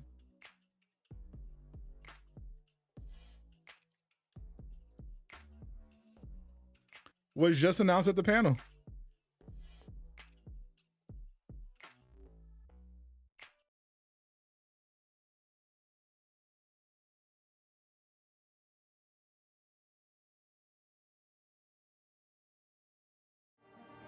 Pete, you seeing this?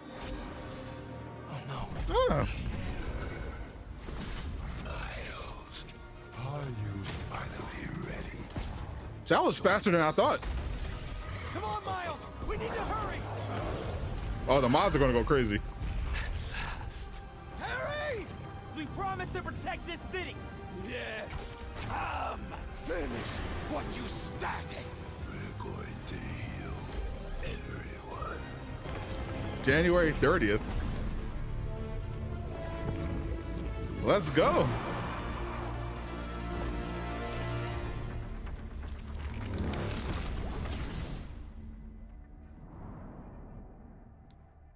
Shout out to the PC Master Race.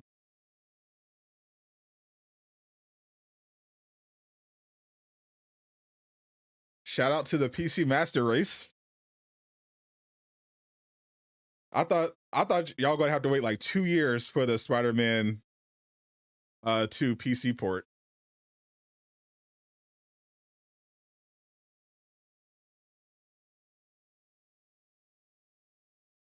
That's dope. So y'all getting that in January. So we're getting all those mods in January. Oh boy.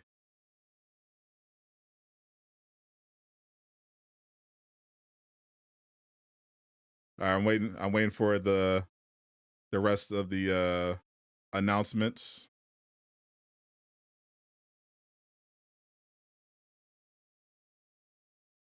From the Marvel Games panel. Yeah, looks like no one has a camera in there. No, the security was tight for this one.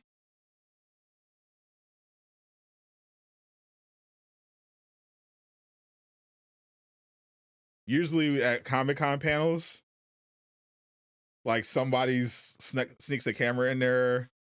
You know, they're secretly filming in the crowd. No one's filming anything.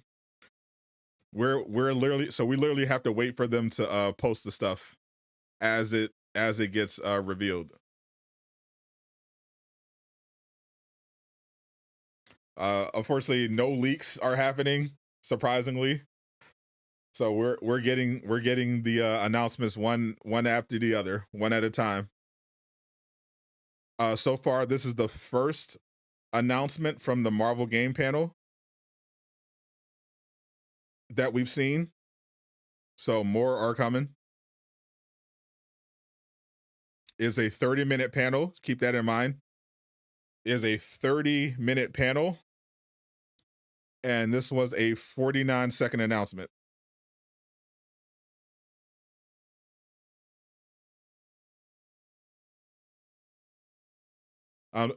Since no one is recording on their phone, we have to wait for them to actually manually update us the old-fashioned way. But shout out to the man, the mods, Nexus mods are going to be busy, bro. The PC mods that Nexus is going to be banning is going to be crazy. I can't even. I could already imagine what sort of mods that the PC community are going to be putting on Spider-Man 2, bro.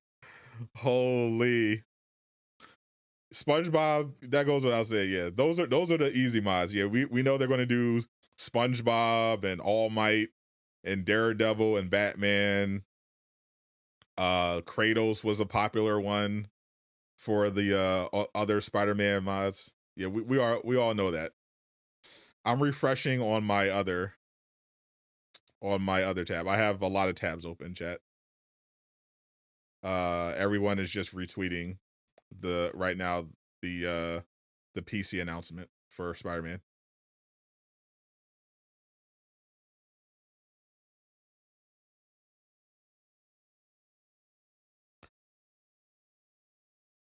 Marvel Rivals, please. Invincible mods, yep. Black Cat mods, obviously. Obviously, it wouldn't be a Spider-Man PC port without naked mods of Black Cat. Mods are going to be chasing a naked Black Cat through the city. 100% guaranteed. Yep, thick spider is going to get diabolical. Yeah, they're obviously gonna mod MJ. They're probably gonna do stuff like replace the MJ stealth missions with Lara Croft, but make her like thick. They're probably going to, I can imagine someone's going to do a Splinter Cell stealth mod for or a Solid Snake one for MJ. There's going to be a lot. Turn Harry into Eddie Brock. Yeah, we're getting all of those mods 100%.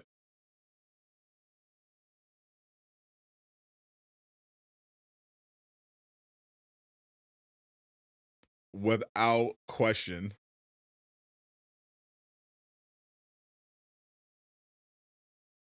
All of those mods. All of the mods. Yes or yes to all of the mods.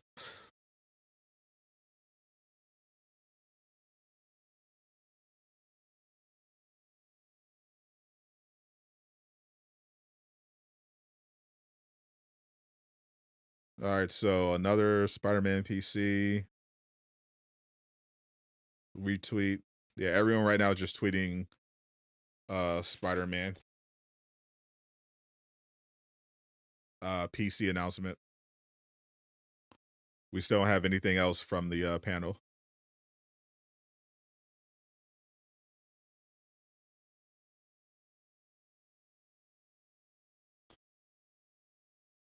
$30-minute panel though, so we're definitely getting a recap.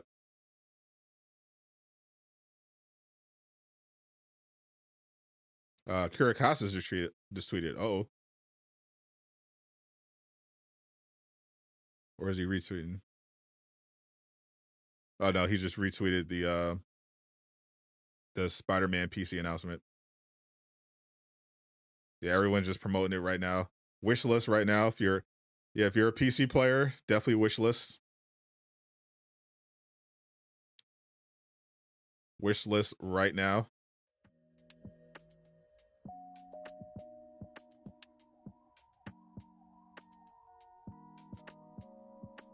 Get your mods ready. Be prepared. Figure out what you're gonna do.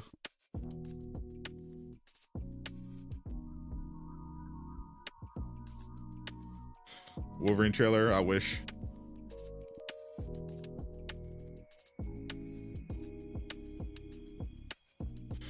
Unfortunately, all the trailers right now are just for Spider-Man 2 PC.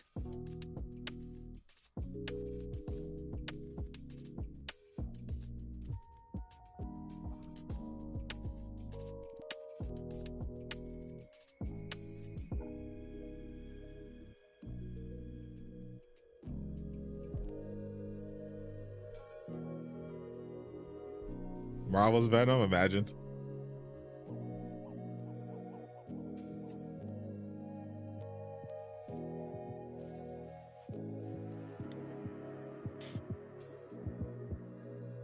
Toxic is Venom reskin.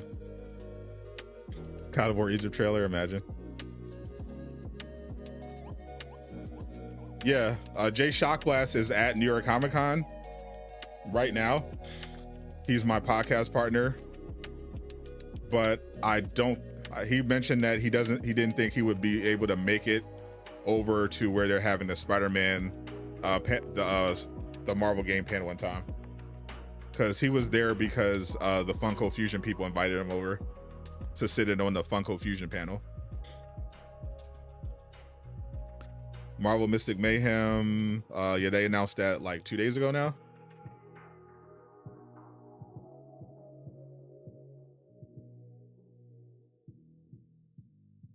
Ooh.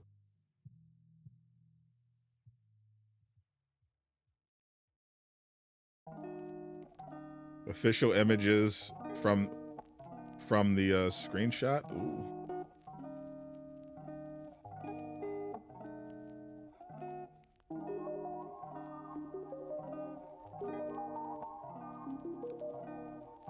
These are nice. Yo, that's so clean.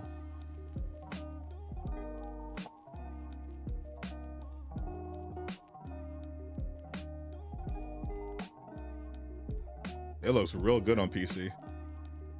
Presentation started already. First announcement that we know of was Spider-Man 2 coming to PC.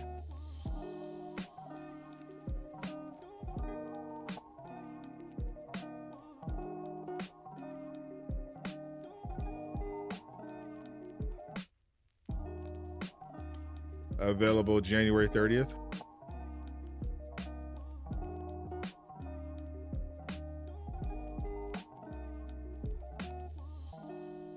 Nice. Oh, those are some crazy screenshots. Look at that quality.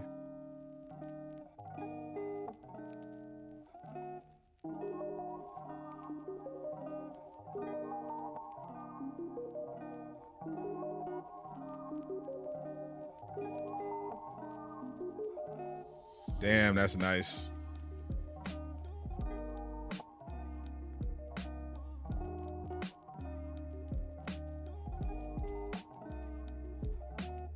That is really nice. All right, so we're still waiting for the next Marvel game announcement.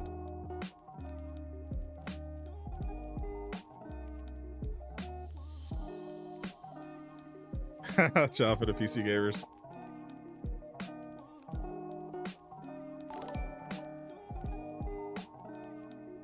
Yeah, so far, yeah, the panel started already. The panel is actually almost over now. It's a 30-minute panel for Marvel games, and so far the only thing they've revealed to us, since they're not, you know, streaming it, and there's no one inside the room doing live coverage, is Spider-Man for PC. It's coming in January. They released some screenshots as well as a trailer. We're literally waiting because we don't know what's in it. We know this wasn't the only thing they showed during the presentation. Like, I don't think they spent 30 minutes. I don't know if they spent 30 minutes on this, but so far it's the only thing they revealed.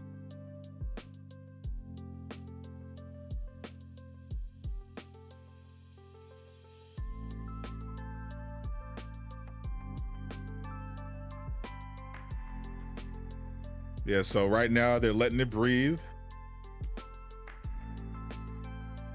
They dropped the big Spider-Man, placed, everyone's tweeting it out now. Sony just tweeted theirs out. PlayStation just tweeted.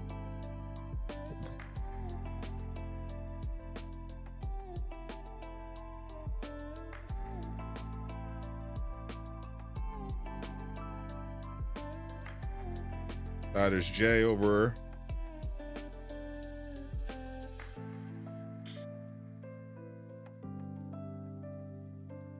At Comic-Con, he unfortunately couldn't get inside the panel.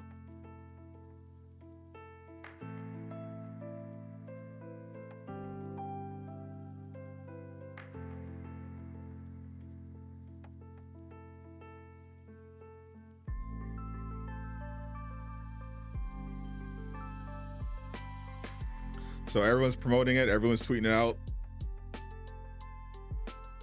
Now it's part of the marketing. They want to bury us in different announcements. They gotta let this one breathe.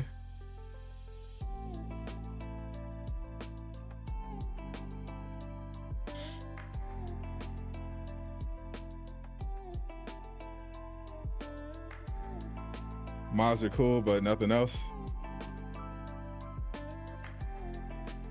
I mean, yeah, this first announcement is just for PC players. This is just for the PC players. Obviously, it's a huge deal for PC players. They're going to be eating very well in January. But yeah, it was a 30-minute panel. Unfortunately, we weren't able to get anyone inside the panel. So we literally just have to wait for them one at a time to announce stuff.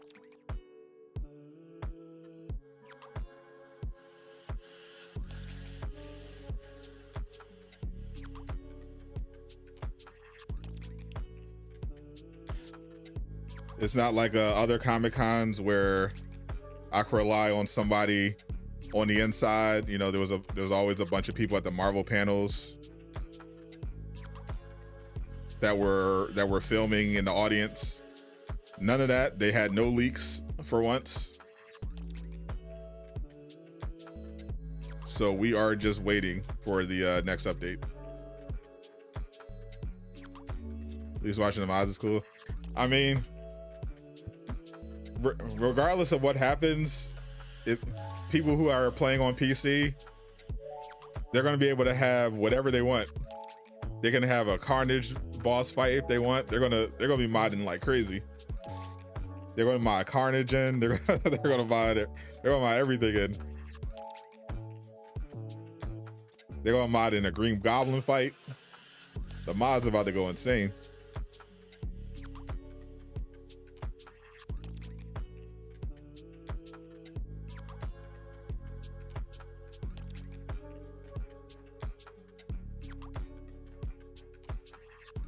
Our panel is officially over, so now we're just waiting for the recap.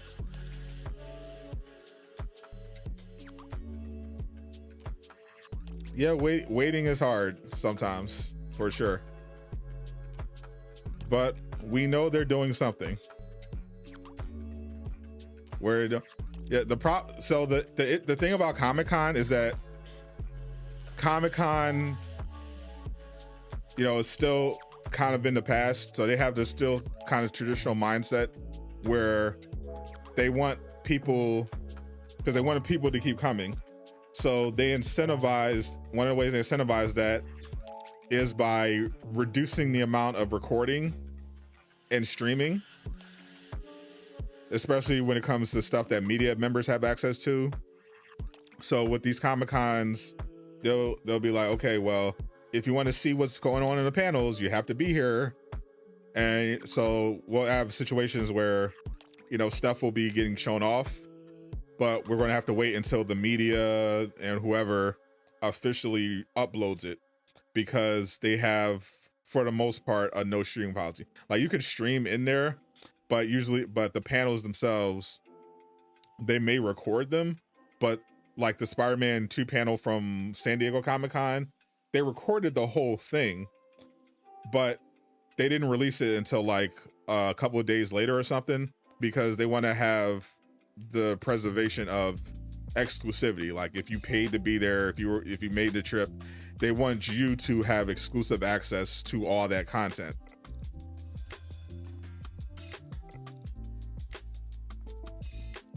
So that's how that typically works at Comic-Con. So if there's no one there,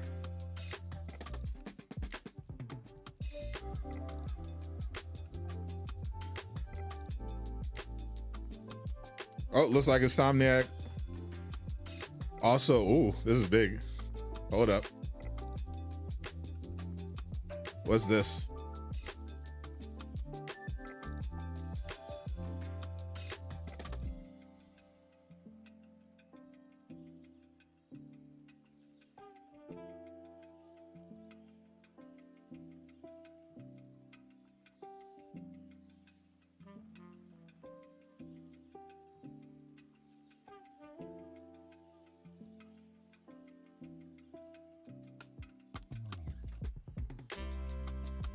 Oh, James Stevenson just proposed. Uh-oh, here we go.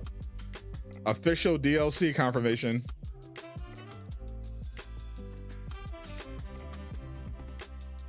They finally talked about the DLC.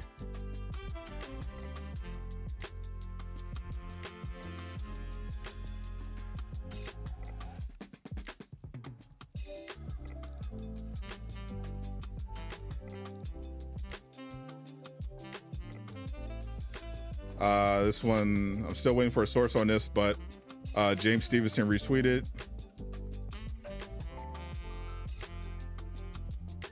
While we have no additional story content planned for Marvel Spider-Man 2, technically they did, we're delighted to bring all of our previously released post-launch content to the PC version, including New Game Plus, new suits, color variants, photo mode features, and more. You sound like that, folks. Crazy. They just God of War Valhalla this. They literally just God of War Valhalla this.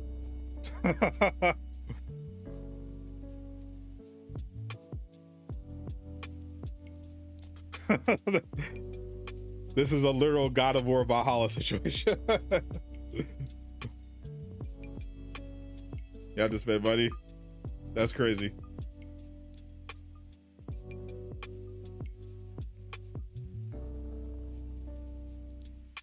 Give us debug mode.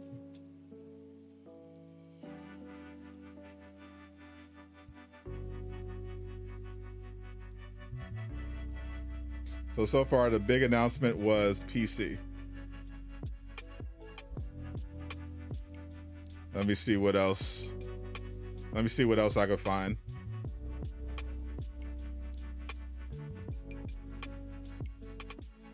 Aaron just tweeted. His chauffeur. They're still promoting Spider-Man 2. I'm waiting to find an official source on the quote. Here's the blog.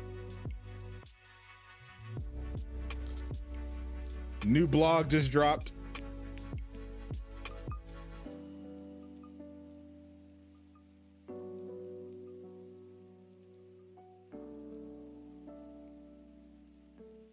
Ooh, that looks crazy.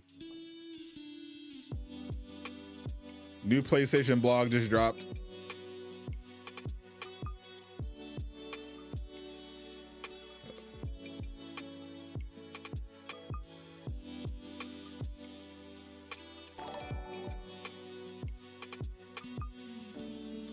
Written by Aaron Jason Espinoza. Shout out to Aaron.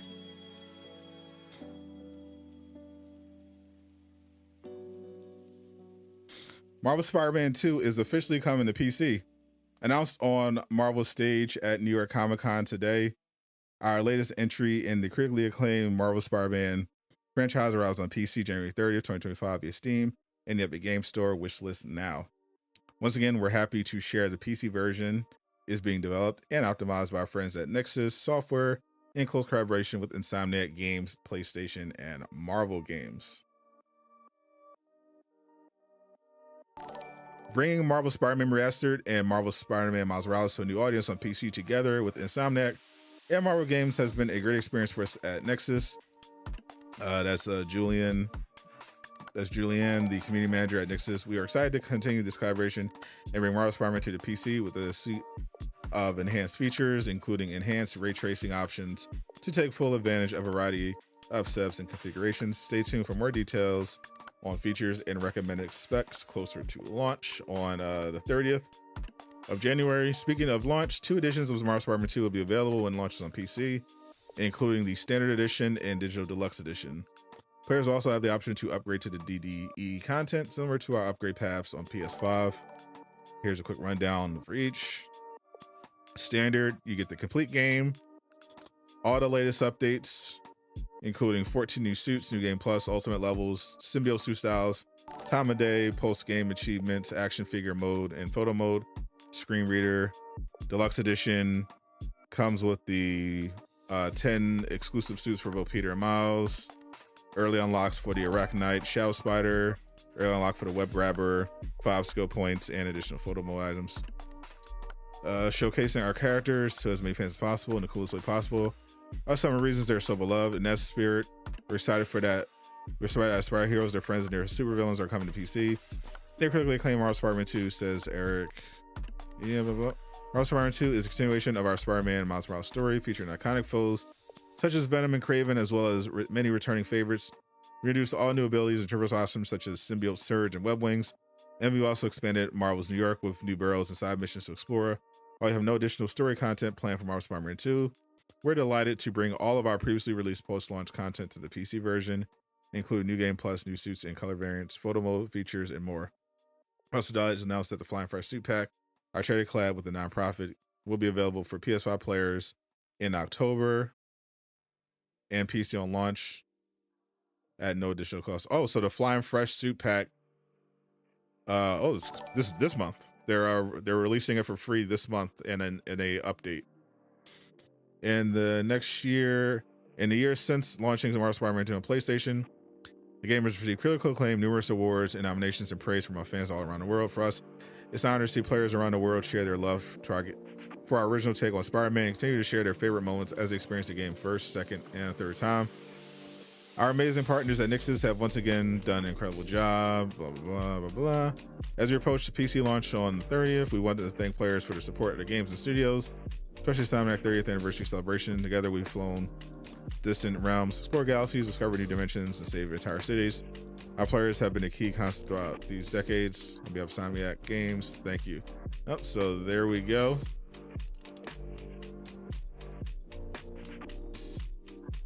Shout out to Aaron, Agent of Doom himself, for the official blog for the PC version.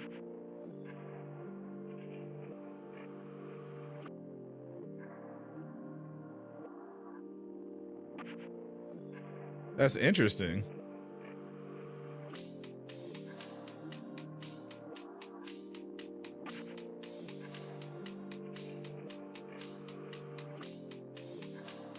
Sorry, 2 DLCs they have their freedom. These memes are great. I love these memes. Paul Tassi weighed in. He said, I assume a Venom Miles Morales size thing would not be considered story DLC, or they could just go to Wolverine only. Yeah, I don't think, yeah, would they just go Marvel's Venom instead if that was the plan? Because they definitely, we know they planned DLC. We know they definitely did. So is this another God of War Ragnarok situation? Is this another God of War Valhalla situation?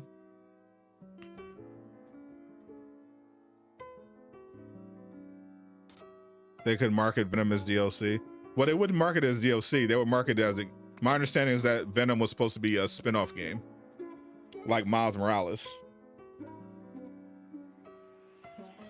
That was supposed to be the Venom game. You rather get a Venom game instead? What was the God of War Valhalla situation? So for those of you who forgot, when God of War Ragnarok came out, it was a very popular game. Obviously, people loved it. They were having a good old time.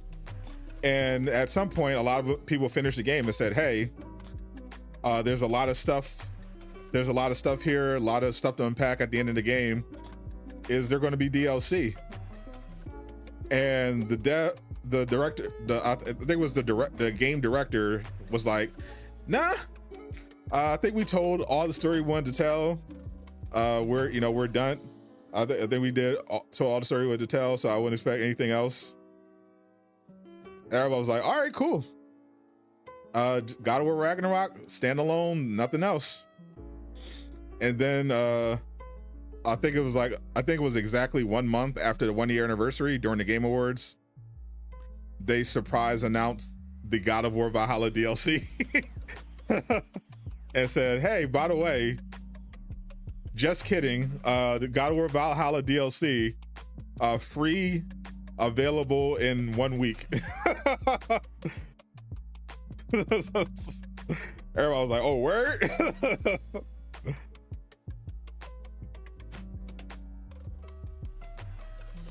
and that was that.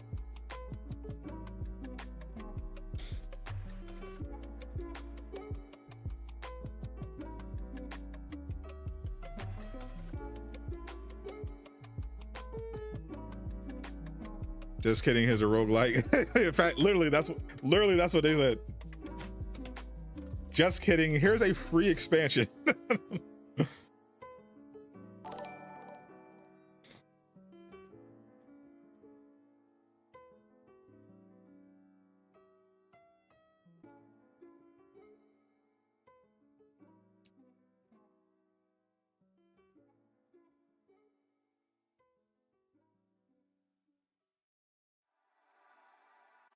I'm looking to see, I'm trying to see if there was anything else at the panel. Everyone's talking about Insomniac. I can't, no one is supposed to, is there nothing else at the panel? I'm trying to see what else was announced at the panel. It was a 30-minute panel. Where's the rest of the announcements?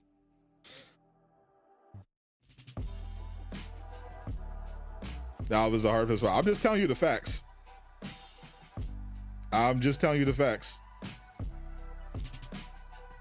It is weird.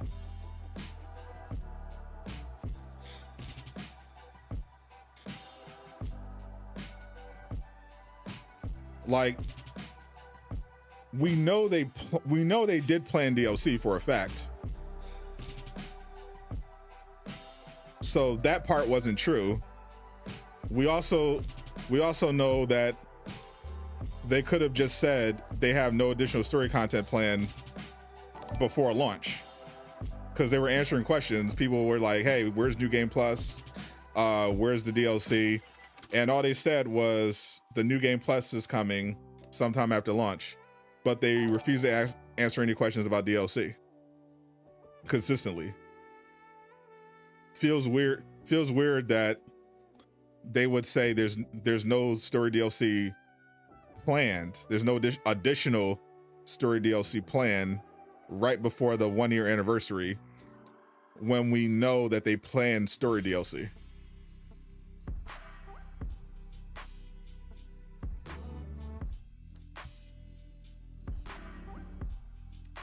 We also know Sony likes money, so they would have definitely pressured them to make DLC and make it paid.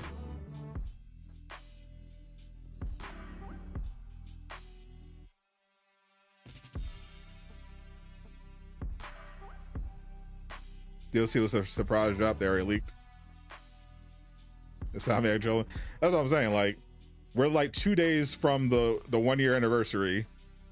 If they never, we know they planned DLC, so that part isn't true. If the cyber attack would have caused them to cancel it, they would have said this in January, or February, or March, or April, or May. Why would they wait 2 days before the anniversary?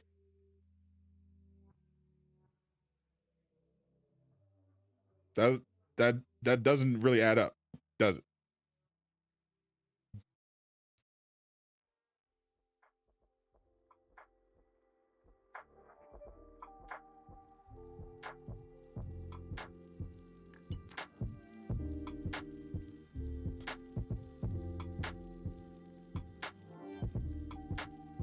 You think he's gonna drop it to PC for it? That's why I brought up the God of War Ragnarok situation. Because God of War Ragnarok, the devs literally said they're not doing DLC. And then they surprise dropped an expansion. That's why I'm like, what? Like, this feels like a troll. Like, why would they wait until now? Year? Yeah, God of War literally waited a year in 1 month.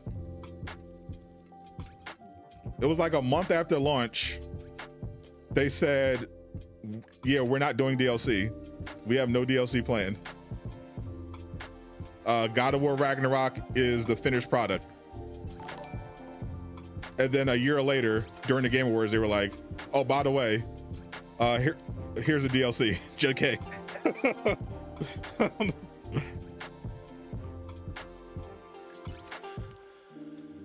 That's how I was keep refreshing to see if they had any additional announcements, because it was a 30-minute special presentation.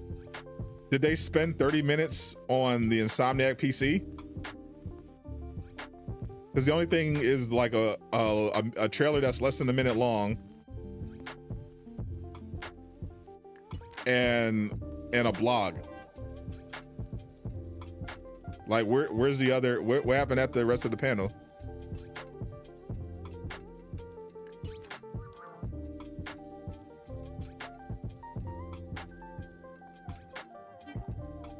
Hope Peter and Miles get together eventually. What do you mean by that?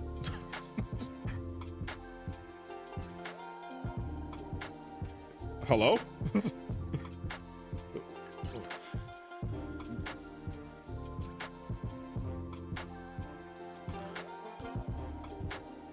What do you mean by that?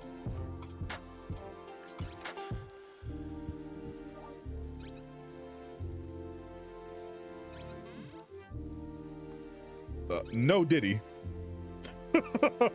What? that isn't. We don't do pause anymore. We do no Diddy. Pause is retired. We're doing no Diddy, especially with that one. What, bro? What?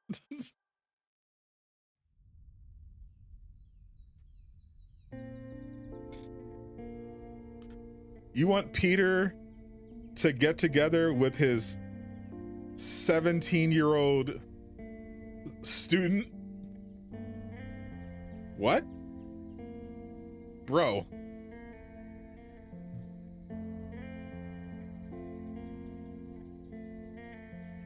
No Diddy. What mic do I use? Jay Shockwest will love this. I wish this was sponsored, but it's not. I'm using the Elgato Wave 3 microphone. I have the Wave Neo. They actually did send me this, but I am not using it yet. I haven't set it up. I gotta find it. Shout out to Elgato. But yeah, the Elgato are I found the Elgato was the best microphone for if you don't want to spend $500 or a couple $1,000s on a microphone for content creation. Elgato is the best mic out of all the ones I tested. When's the Comic-Con? You are like an hour late, my friend.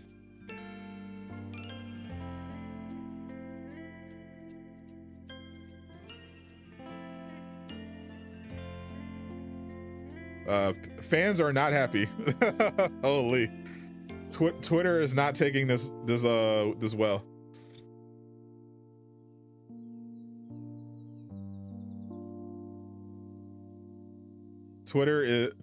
Spider-Man Twitter is going through it right now. Everyone's still locked inside the room. That can't be it. Yeah, like they're literally, I have not seen anything from that panel except the Spider-Man PC announcement. Like every single post I've seen on my notifications is about the Spider-Man 2.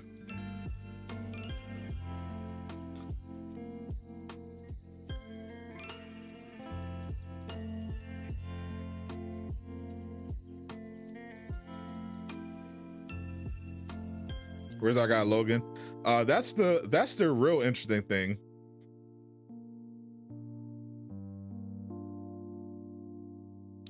Because according to Kurakasis, Sony is planning to reveal Wolverine this year. I thought it could be today, but there's also supposed to be some stuff happening in December. December is the Game Awards. It's also Sony's 30-year anniversary. So I'm hearing reports that there might be some kind of like maybe a state of play or like a special showcase or something celebrating 30 years of PlayStation. But yeah, apparently they are planning something Wolverine related. That one's an actual leak. That they're doing something Wolverine related.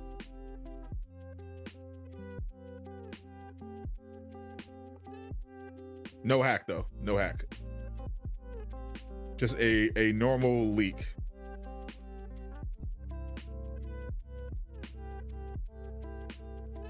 What was the point of it? I'm trying to find out what the rest of the panel was.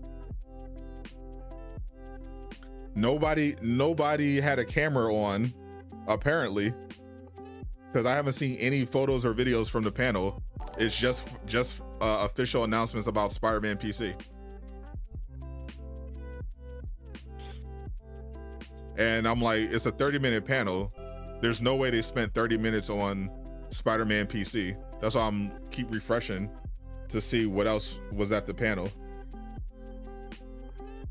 Like, did they actually spend 30 minutes on Spider-Man PC? No way. That does not feel like a 30-minute special presentation.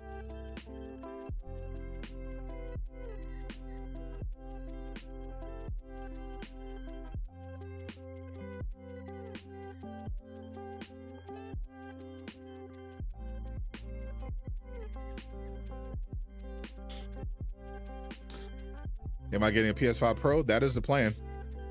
So they have Marvel games. Apparently. like what's going on? What is going on at that panel? They gotta have. I know they want to, give Insomniac time to cook, because that's some pretty big announcements happening. But I want to know what else happened at the panel. I want to see the panel.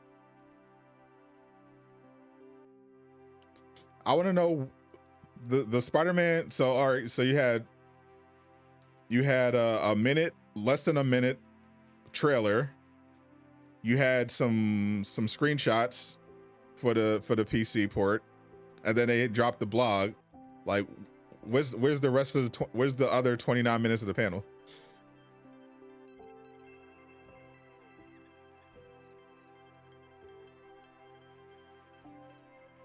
Did it sound like, apparently there were like no fans or anyone with a camera in there, because usually at Comic-Con panels these days somebody pulls out their phone and secretly records, but maybe they took everybody's phones before they got in there, because I haven't seen anything, no footage from that panel, like none. That's weird. Usually every Comic-Con, like literally Jay Shockblast was at the Funko Fusion panel and he was posting photos from inside that panel. He just posted a video about the panel. When there's a panel, there's usually always, you know, people there and they got phones now, so they just take pictures and video and stuff. There's nothing from that Marvel panel at all. Like, no unofficial anything has been released from that panel. They got it locked tight.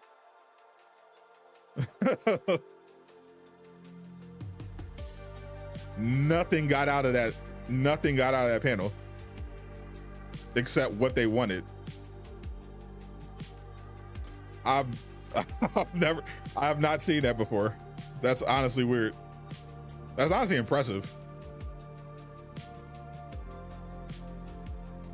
Literally all the updates are about Spider-Man PC right now. Like, there's literally a DC panel happening right now that was happening where they're showing new Absolute comic covers, and we were getting live updates from that one, and we don't have any live updates from the Marvel panel. That's crazy.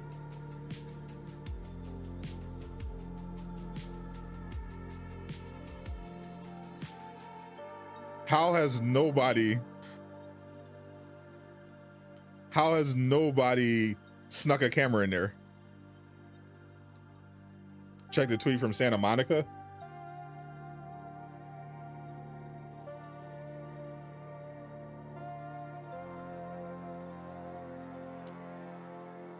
Congratulations to our friends at Insomniac Games. We can't wait to play Spider-Man PC in January.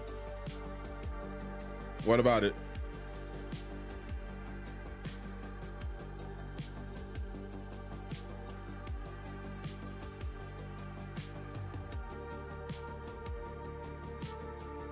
I'm on the East Coast. It started over an hour ago. I'm on the same coast as the panel. It's over already.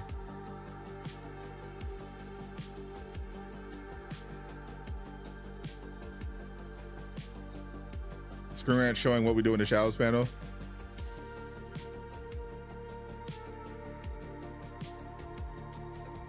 Check discussing film.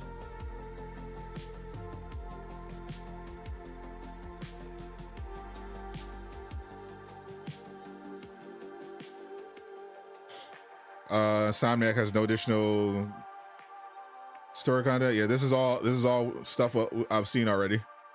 There's like nothing new.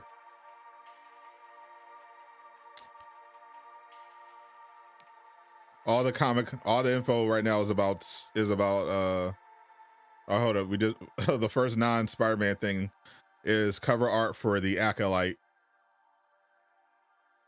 the Crystal Crown. An Acolyte, is this the Acolyte novel? Yeah, that looks terrible. No, thank you. Dr. Doom just reposted, just because you have people behind you, don't mean they have your back. True, that's a bar.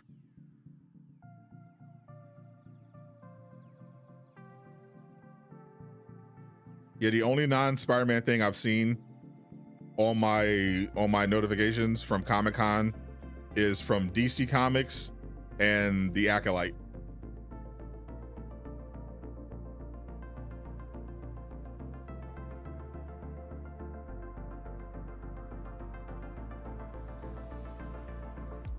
Nothing else from that Marvel panel has come out. I don't understand. That's crazy. Let me check their YouTube. How has nothing from this panel leaked yet?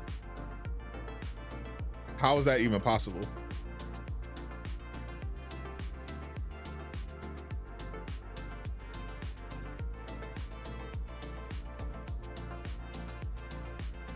Marvel Entertainment just uploaded the Spider-Man 2 announced trailer for PC. Yeah, that's it.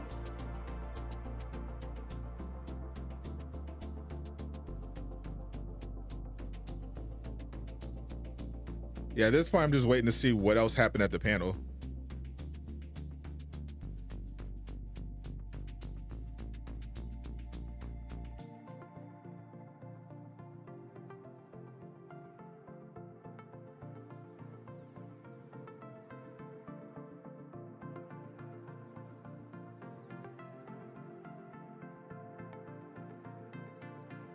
It had to be a super exclusive club. That's unheard of. Like pretty much every panel happening that's happened today, in fact, has gotten like live coverage from people that are there, posting photos and stuff from their cell phone.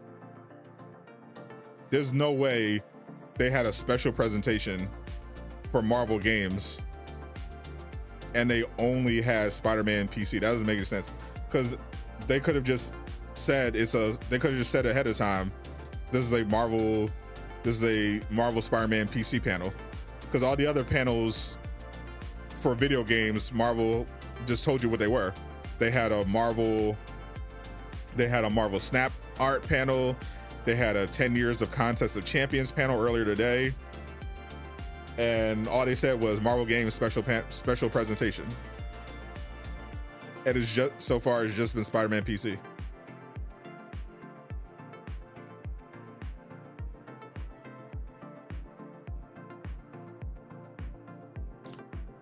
You're gonna take a shower? All right, enjoy.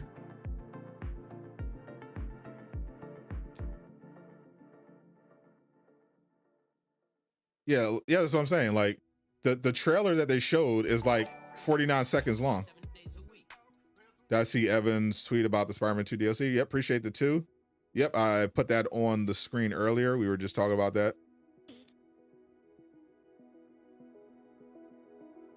They try to test this. This feels like God of Ragnarok. This feels like God of War Ragnarok all over again.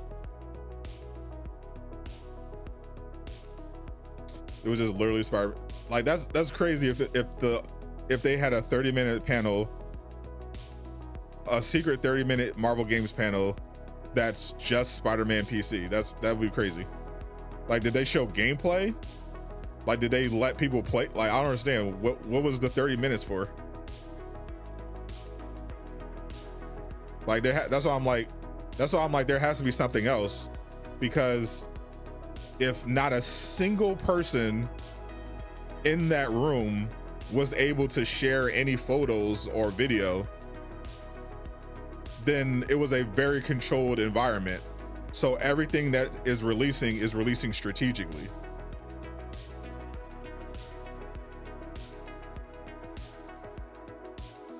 They're talking about horny moms like us.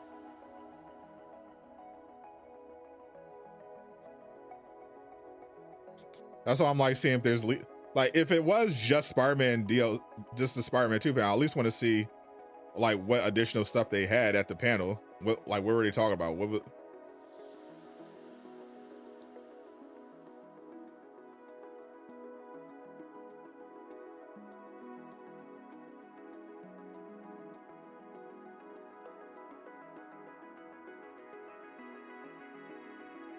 So this should go without saying, but it definitely has to be people have to be reminded of this. Yeah, obviously I mentioned the God of War Ragnarok situation.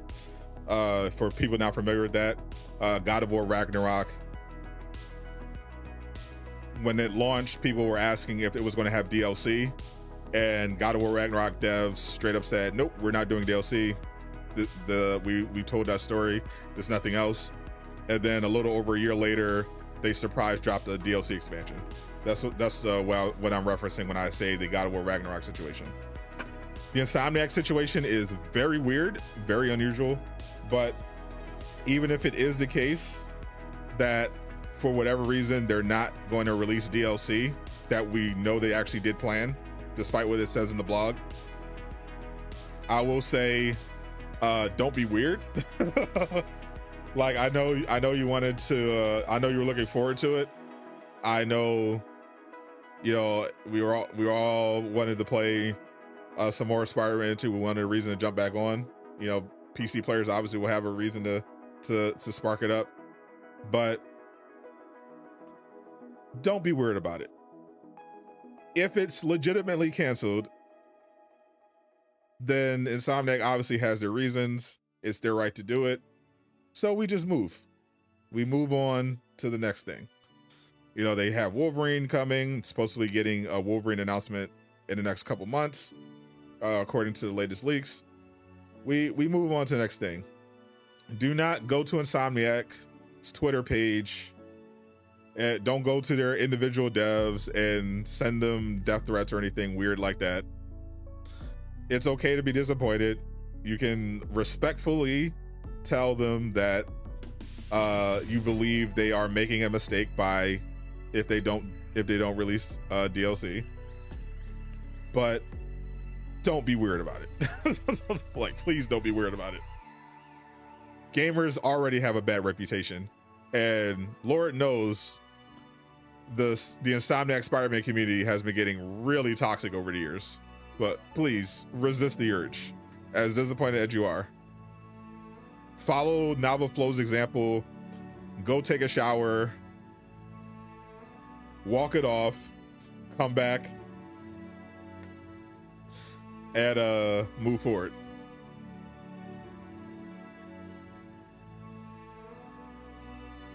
What if they skip DLC, go straight to Venom? I mean, that's fine too.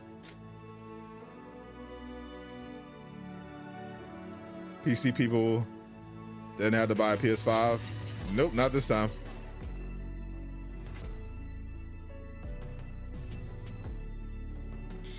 I mean, yeah, if you don't mind waiting a year, yeah, usually, because usually it's a 2-year turnaround time. So PC players only had to dodge. I mean, there's no way you dodge spoilers, but if you don't care about spoilers and you only had a PC, yeah, you didn't need to buy a PS5. You just had to wait a year and have the entire game spoiled before getting your hands on it. Did all the other Marvel games die out? They just announced Marvel Mystic Mayhem a couple days ago. We just got some new artwork from Marvel's Blade for the Arcane Studios anniversary. Marvel Rivals is having a technical test right now ahead of their launch in December. According to leaks, Marvel's Wolverine is getting a reveal potentially in December at some point this year. We're still waiting on updates on Rise of Hydra, which they already confirmed is scheduled to release next year. We're just waiting for gameplay. Same with Marvel's Iron Man. We had a Marvel's Black Panther teaser last year. We're just waiting for a new update on Marvel's Iron Man. Yeah, so a lot happening with Marvel games. Marvel games aren't the problem. DC has been the issue. DC has been the ones that have not been putting out really anything. Yeah, we're still waiting for the Wonder Woman update. Wolf Among Us fans are still waiting for Wolf Among Us 2 because that keeps getting delayed. Arkham Shadow comes out this month, but it's a VR game, so a lot of people aren't going to play it. And all their other games are just unannounced. There's a new Rocksteady game in development supposedly. Apparently it's another Batman game. There are a couple games in development DC wise at W Games Montreal, the ones who did Gotham Knights. James Gunn said he wants to do AAA DCU games, but yeah, we haven't gotten any other announcements. Black Panther game, yep. EA signed a deal with Disney a couple, like 2 or 3 years ago, to make 3 Marvel games. The first one is Black Panther. The first one is Marvel's Iron Man, being developed by Motive Studios. The second one is Black Panther, being developed by Cliffhanger Games. And the third one is a mystery.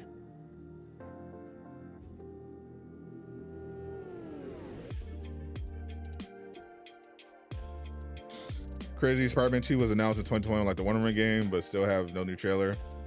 And Spider-Man 2 is getting a PC port. Yeah, clearly they were at very different points in development when they both were announced, for sure.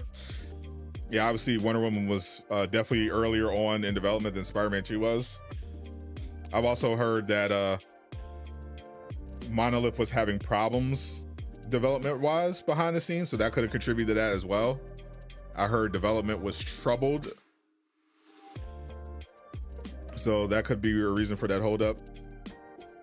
But yeah, haven't heard anything yet about the Wonder game since the last leak, which was a survey that WB was sending out, giving people a teaser of the story. But I heard it's supposed to come out in 2025. At least that's what they're hoping for. Whenever it is, I'm definitely looking forward to the game. I think the Wonder Woman, on paper, it sounds, amazing. An open world Wonder Woman game in the Monolith system. Like, hard to mess that up. But anything's possible in gaming. Yeah, we're all wondering where the game is. I see what you did there. Nemesis system for Wonder Woman is such a good idea. Yeah, you know what would be an even better idea? If WB let other people use it. Like that would be really good.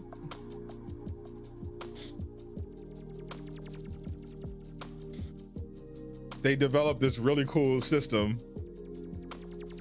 and Monolith hasn't released a new game in 8 years. Yeah, WB patented the system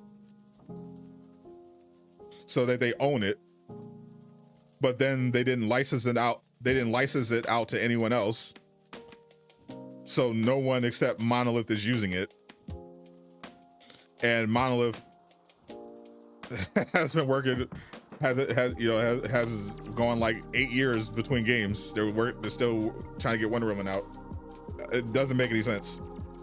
Like, what are you doing?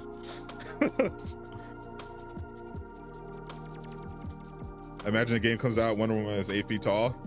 I mean, I hope so. She should definitely be tall. Canonically speaking, she is an Amazon. She's supposed to be a tall muscle mommy.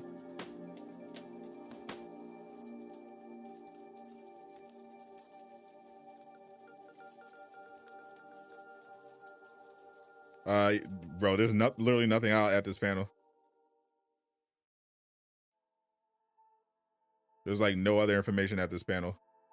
This Marvel panel that I'm seeing.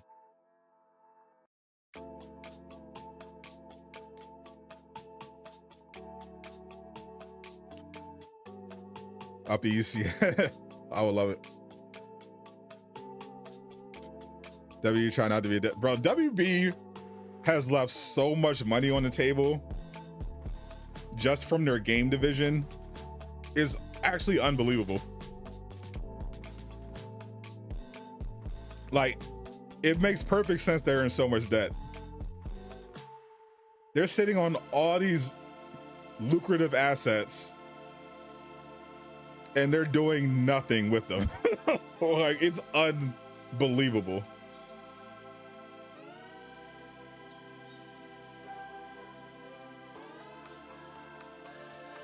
You know how much money they could be making just off licensing fees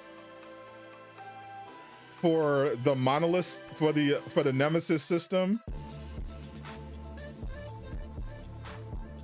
for their DC games, for Game of Thrones. They have all these IPs, and they could literally just be sitting back and letting people develop them and just collect fees. Like, what are they doing? like it's bad enough that they're not using their studios to make more of these IP games, but you're not even licensing them out. Like, what are you doing? Like, that's the easiest thing. Like, sure, developing a game is risky. Licensing is not. Oh, you like DC? You want to make some DC games? Sure, give us money. Do whatever you want. like, what are we talking about here? Why are they still in debt?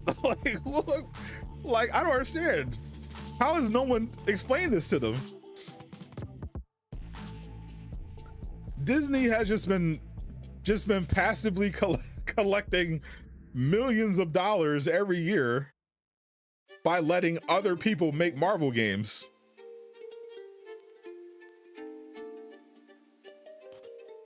WB could have been doing the same thing.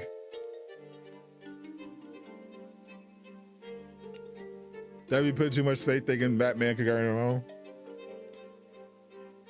The thing is, they for the longest, they haven't had anyone in charge of their game division that understands gaming. That's the issue. They have really talented studios. They don't have anyone that understands gaming overseeing the gaming division. That's been the problem. They were hoping their TV assets could carry them. You know, they had HBO. They had, you know, they used to have the NBA on TNT. They just lost the NBA. Like, they're down bad.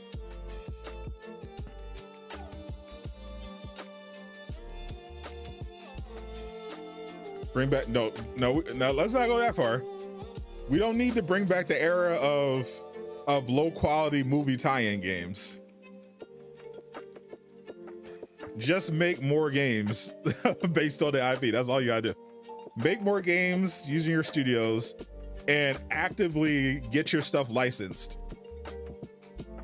Like, don't just accept calls. Like, call people like, hey, would you be interested in making this? Let's make a deal. Like, if I was James Gunn, I'd be on the phone with everybody. I'd be on the phone with Sony. I'd be on the phone with Xbox. I'd be calling everybody, be like, yo, we're trying to go all in on the DCU. We're going to have movies. We're going to have shows. We want to have a big push in games. We think the DC brand is very strong. We're going to make it even stronger with this DCU push. We're looking for people to develop some games. You want Superman? You want Flash? We'll cut you a nice deal, nice little development deal. We'll give you a nice little rate compared to Marvel. We'll be less hands-on than Marvel. Like, I would be doing that all day if I was James Gunn.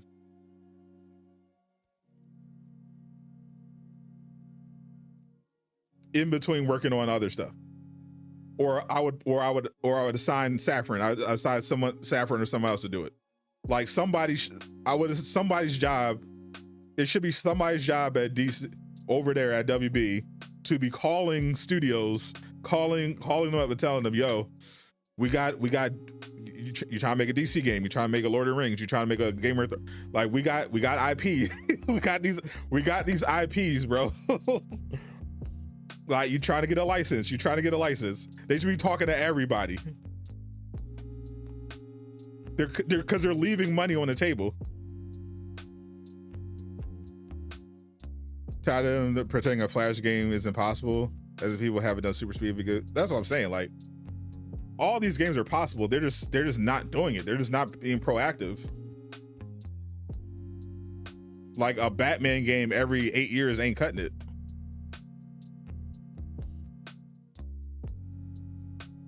DC Chapter 1 guys, Monster Slate. Ooh. Fine. Let me at least see if we get some good DC news. Let me see. I haven't seen anything.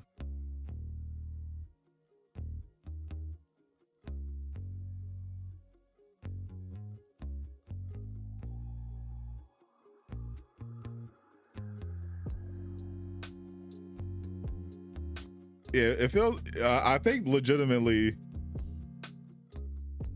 that entire panel was just the PC announcement, which is insane.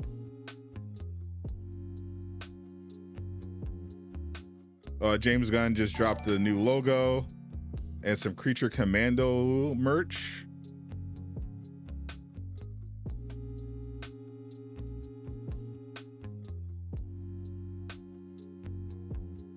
Penguin remains #1 for consecutive weeks in a row. Shout out to Penguin. Has one of the highest, episode 4 has one of the highest IMDb ratings for a TV show ever. 9.5 out of 10, deserved. Yeah, DC low key is cooking right now. James Gunn knows what he's doing. If you haven't seen Penguin yet, definitely go check it out. One of the best shows of the year. How come there are a million ideas from the community which make it more than clear what we love and what we hate in game studios are somehow lost? So here's the thing. There's a lot of one thing is there are a lot of voices. And it could be a lot of work filtering through the bad ideas for the good ideas. And then the other thing you have to keep in mind is that the studios are going to have their own ideas, their own limitations. Like if you're dealing with Marvel stuff in particular, that's a licensing thing. So they have to be able to acquire the license for the thing if they want to make it happen. And then the other issue is that a lot of studios don't care what you think. It's unfortunate, but a lot of studios don't value feedback until it's too late. They're like, we got this. They have their vision and they just want to do what they want to do.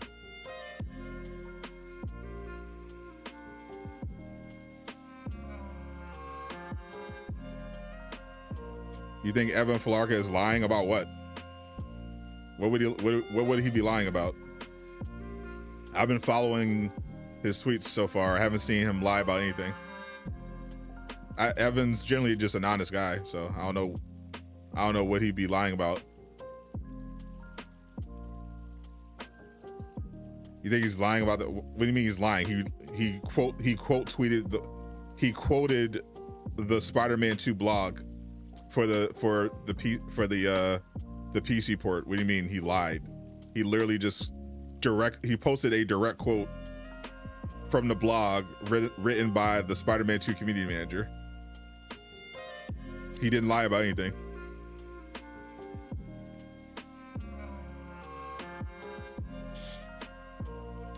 Now, if they shadow drop the DLC like God of War Ragnarok did, then technically, yeah, Insomniac lied, but Evan is just reporting on what's in Insomniac's blog.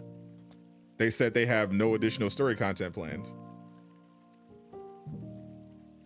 That's Evan is just saying what's in the blog. That's what they said in the blog.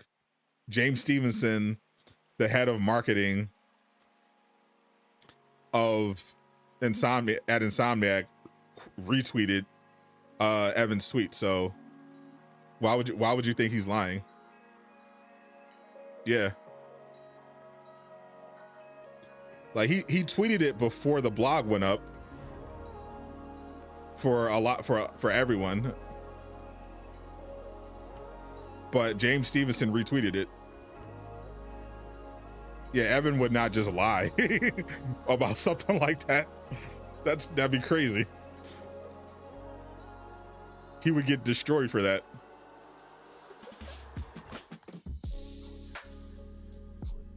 And Inhumans, I know Inhumans left a bad impression because of the terrible show.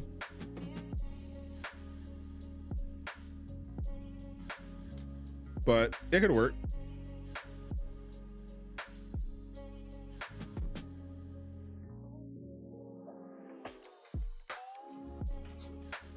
I have no idea what the DLC situation is. That's why I mentioned, I talked about this already, but that's why I mentioned the God of War Ragnarok situation, because the timeline of events doesn't really make sense. Like, we know they planned the DLC, so that part wasn't true. If they never, but assuming, we pretend we didn't see what we saw, if the plan was never to release DLC at all, there's no reason why you shouldn't have said that before launch when people were asking you for New Game Plus and DLC. Like, why would you wait a year and then say that there's no DLC two days before the anniversary? Not only just not say there's DLC, like, they could have said it's canceled. They could have, if it was canceled, if that was the case. But why would they wait a year? Like 2 days? Why would they wait 2 days before the 1 year anniversary just to say they never planned DLC when we know they planned DLC? That's why I was like, it doesn't really add up, because, and that's why I mentioned the God of War Ragnarok situation, where the devs told people there was no DLC, and then they turned around and shadow dropped DLC, because it logically doesn't make any sense, especially with all the harassment they've been getting over the last year. Why would you not just say, yeah, we're not doing DLC before launch? Like, when people were asking about New Game Plus, they were like, the New Game Plus isn't going to be available before launch. It's not going to be available by launch, but we're planning to drop it later. All they had to say was, also, when in the response to the DLC question, we have no additional story content planned. That's literally all they had to say, if that was in fact the truth. All they had to say was, in October, we don't have anything planned. But look out for our New Game Plus update. Boom, the end. But 2 days before the 1 year anniversary, you say you didn't plan DLC? When you did? That's weird, right? That's why I thought of the Ragnarok situation.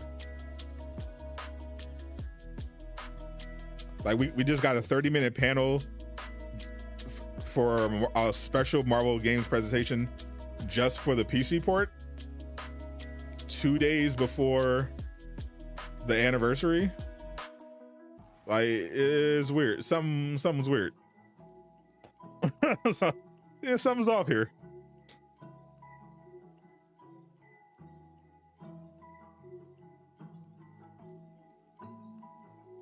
But I mean, because the specific phrasing, what if they didn't mean there was no DLC planned at all, but there's no DLC planned. Like, it's the exact phrasing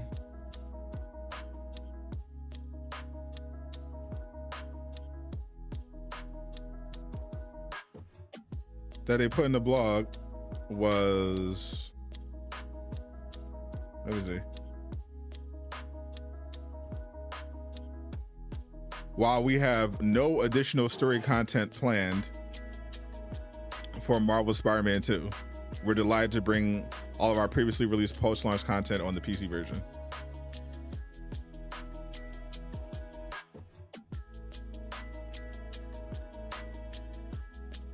So they're saying right now they have no additional story content planned.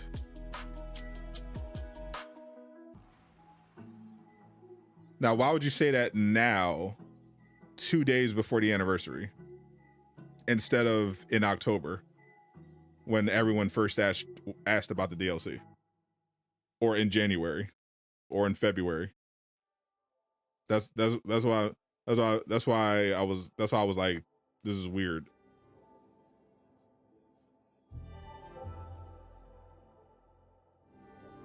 Next, they're going to announce Wolverine. Also, just I don't think they're going to go that far, but yeah, that's why I just immediately thought of God of War Ragnarok. Was like, yeah, this feels like they're just going to shadow drop it.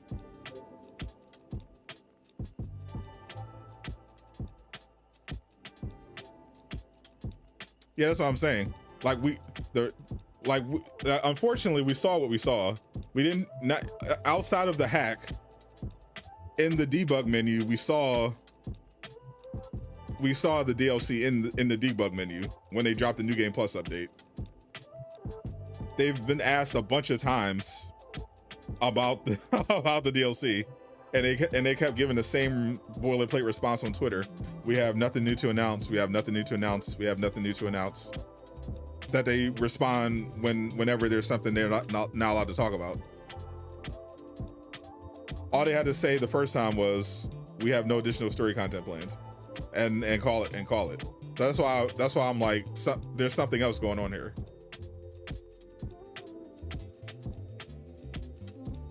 There's definitely something else going on.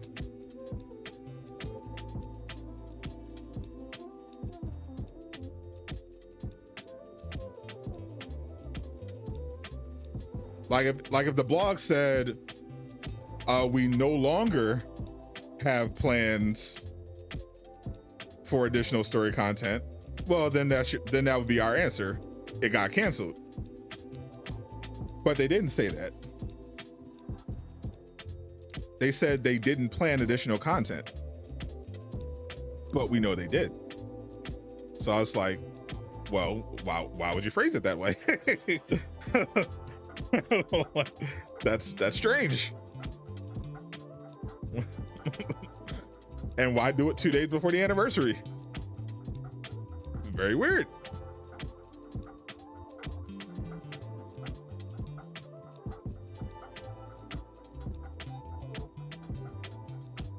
People also said they're not allowed to talk about.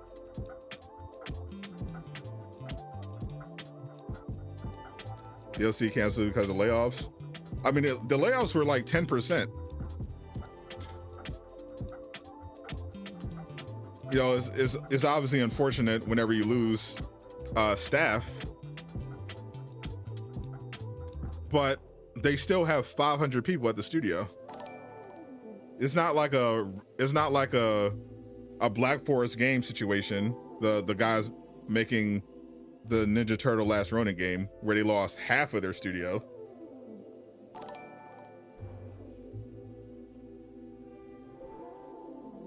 No further content means no additional DLC beyond the one they already did. That's what I'm saying. Like the phrasing is weird, right? Like Eastwood's right. Like, yeah, the phrasing is weird.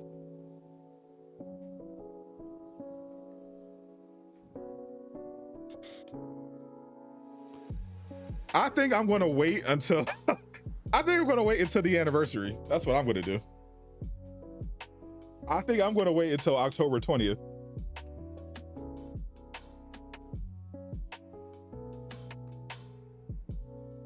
And even then, I'm not gonna rest easy until the Game Awards are over.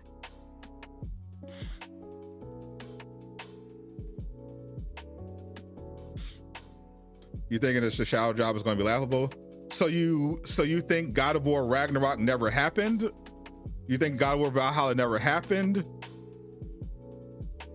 Or were you not here for that part? I'm confused by your logic there. Is your contention that God of War Valhalla never happened? Or were you just not here for that?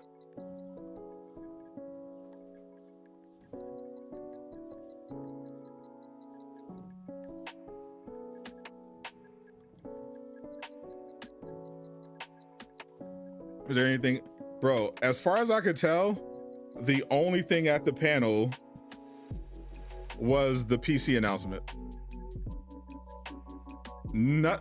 Apparently nobody was allowed to take pictures or anything because nothing has been released from that panel outside of the Spider-Man PC stuff from official sources.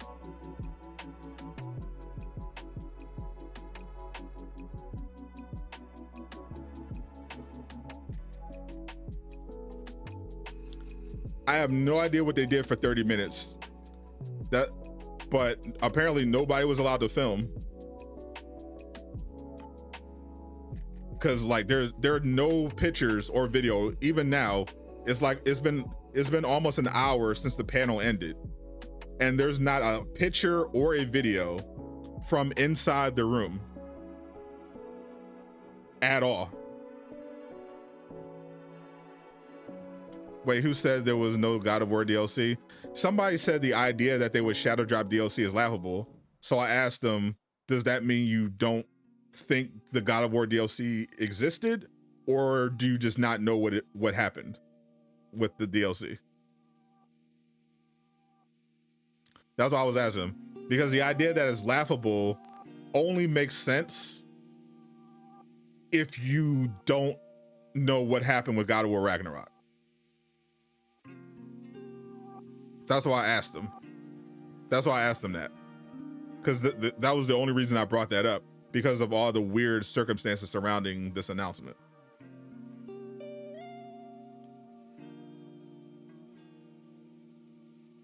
Yakura Casa said they're showing Wolverine in 2024. They said they're planning to show Wolverine.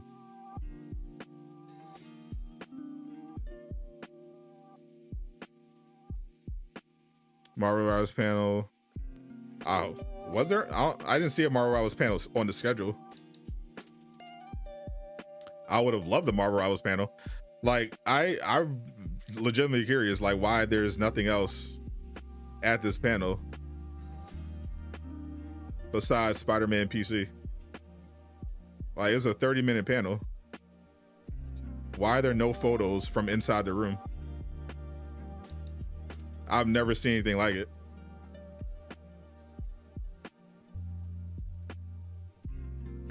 There's like no photos from inside the room. Like, that's so weird for a Comic-Con panel. Did they even let people in the room? like was anyone actually allowed in a room? Was Insomniac the only people in the room? X-Men Origins is fire, yes sir. No photos me. Like, it's very, like, every panel I've seen, like, I've been seeing Comic-Con panel coverage all day. Like, Jay Shockblast, my podcast partner, he was invited to New York Comic-Con. He's there right now. He was at the Funko Fusion panel, and he was just uploading photos of the panel, like, throughout the day. And he just uploaded a video talking about, you know, showing his walk around the con and the stuff they showed off in the panel. Not a single photo was taken from inside the Marvel panel. Not one. There's nothing. I've been looking all over social media. There is nothing there. It's very weird.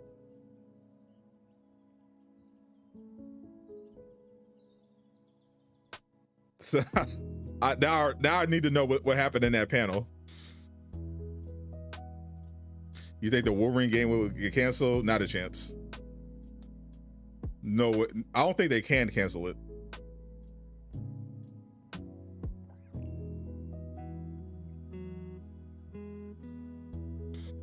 No photos means no spoils.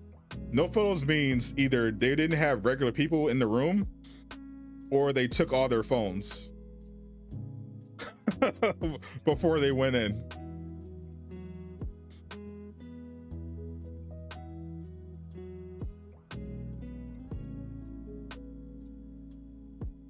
Well, the check on the panel, please. Somebody tell me what's going on in there. How has there not been a single photo from inside that Marvel panel? And it's been over an hour.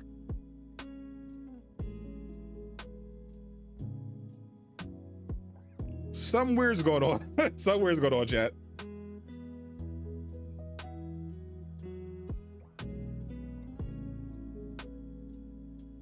Who do you want as a boss in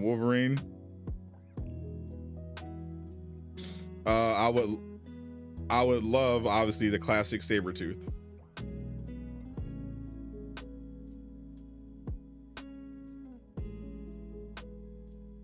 They're all busy playing the Spider-Man 2 DLC. They literally might be. Silver Samurai would be dope. I would like Lady Deathstrike. Is the Venom game, is the game that's not confirmed in danger of being canceled? Sure. I mean, any game is in danger of being canceled. If it's in early development, it hasn't been announced yet.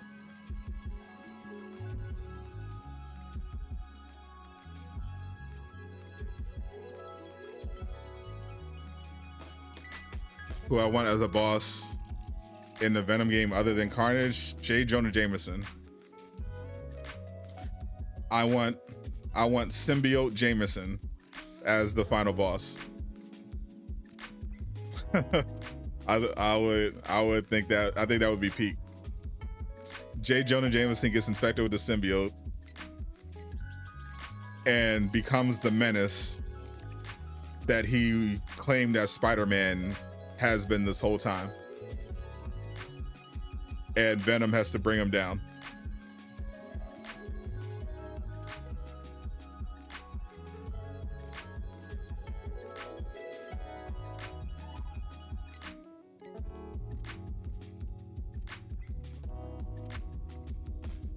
God of War Valhalla or now he's just coping.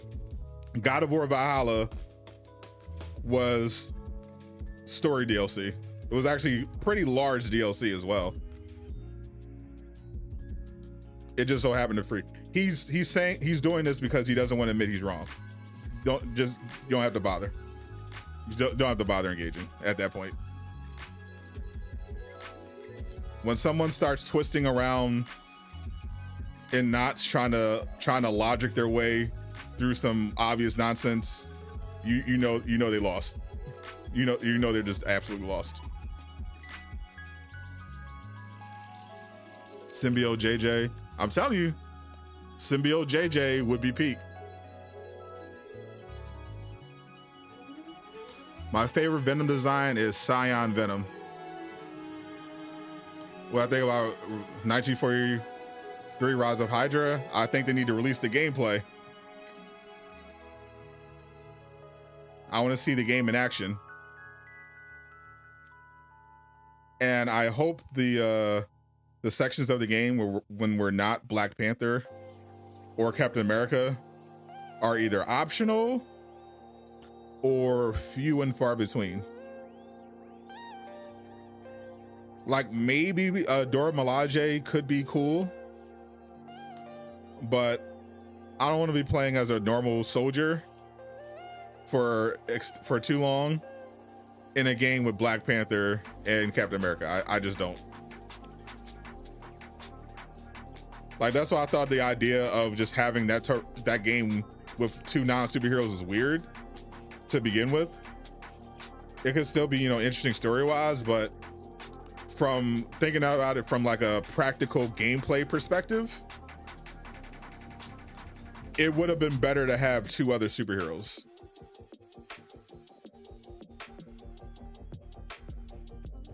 Can I call them up and request what you're asking? Unfortunately, no. Late content, you can stream Marvel Rivals. Yeah, I've been streaming Marvel Rivals ever since when the console beta hit. I stream that every day. Looking forward to it.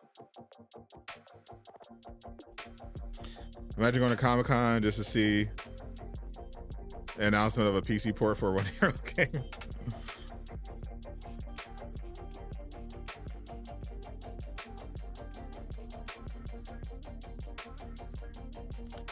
Look what they did in the past. I'm looking at the past. Specifically, I'm looking at God of War Ragnarok saying there's no DLC, and then saying, psych, there's DLC. I'm looking at the fact that they said they didn't plan Spider-Man DLC when we know they planned Spider-Man DLC. I'm also looking at the fact that They could have said there's no DLC a year ago. If there was, if it was true that they never planned it. I'm just pointing out the inconsistencies.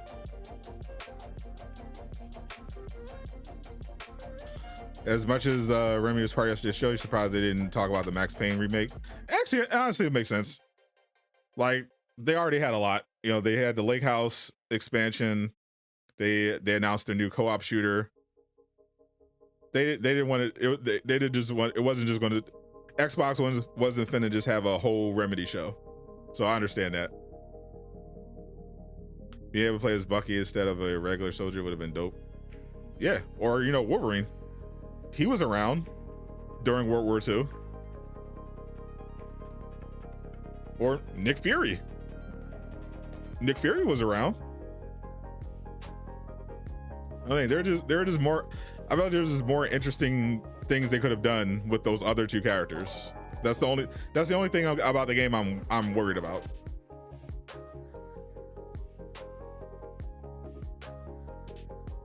Watch it be turn-based. Watch what be turn-based.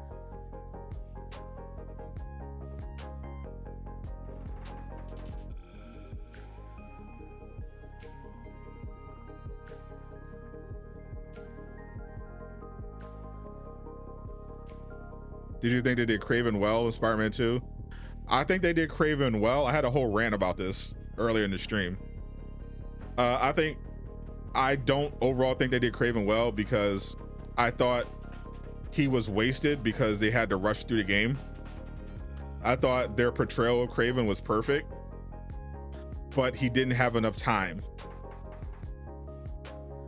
And I feel like he probably should have had his own game as the main villain to headline, because the symbiote saga is just too big to just have someone like Kraven's Last Hunt thrown in there. It felt rushed.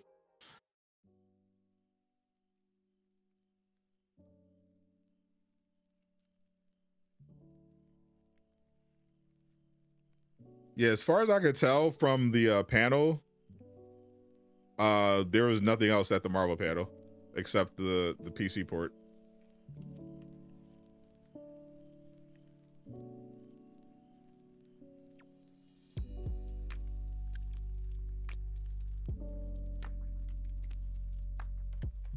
Oh, these are cool. Rocket League, Spider-Man themed Rocket League cars are available now.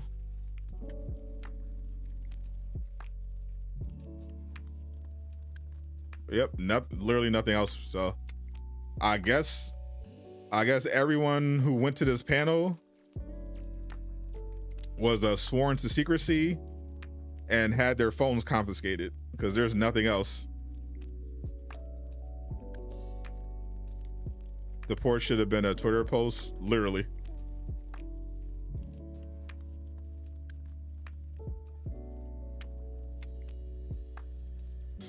All right, well, yeah, I'm definitely going to keep a very close eye on socials the next couple of days, in particular. But I'm going to I'm definitely going to be I'll probably do a Wolverine video tomorrow, because I didn't get a chance to cover it today, and because I wanted to wait and see what happened at the Marvel Games Showcase. So I'll just wait until tomorrow to post about the Wolverine leaks, and then yeah, I'll check the socials, see what happens on Sunday. Appreciate everyone hanging out. Remember, don't be weird. I'm Sadot the Gamer, signing out. Peace. Do rag.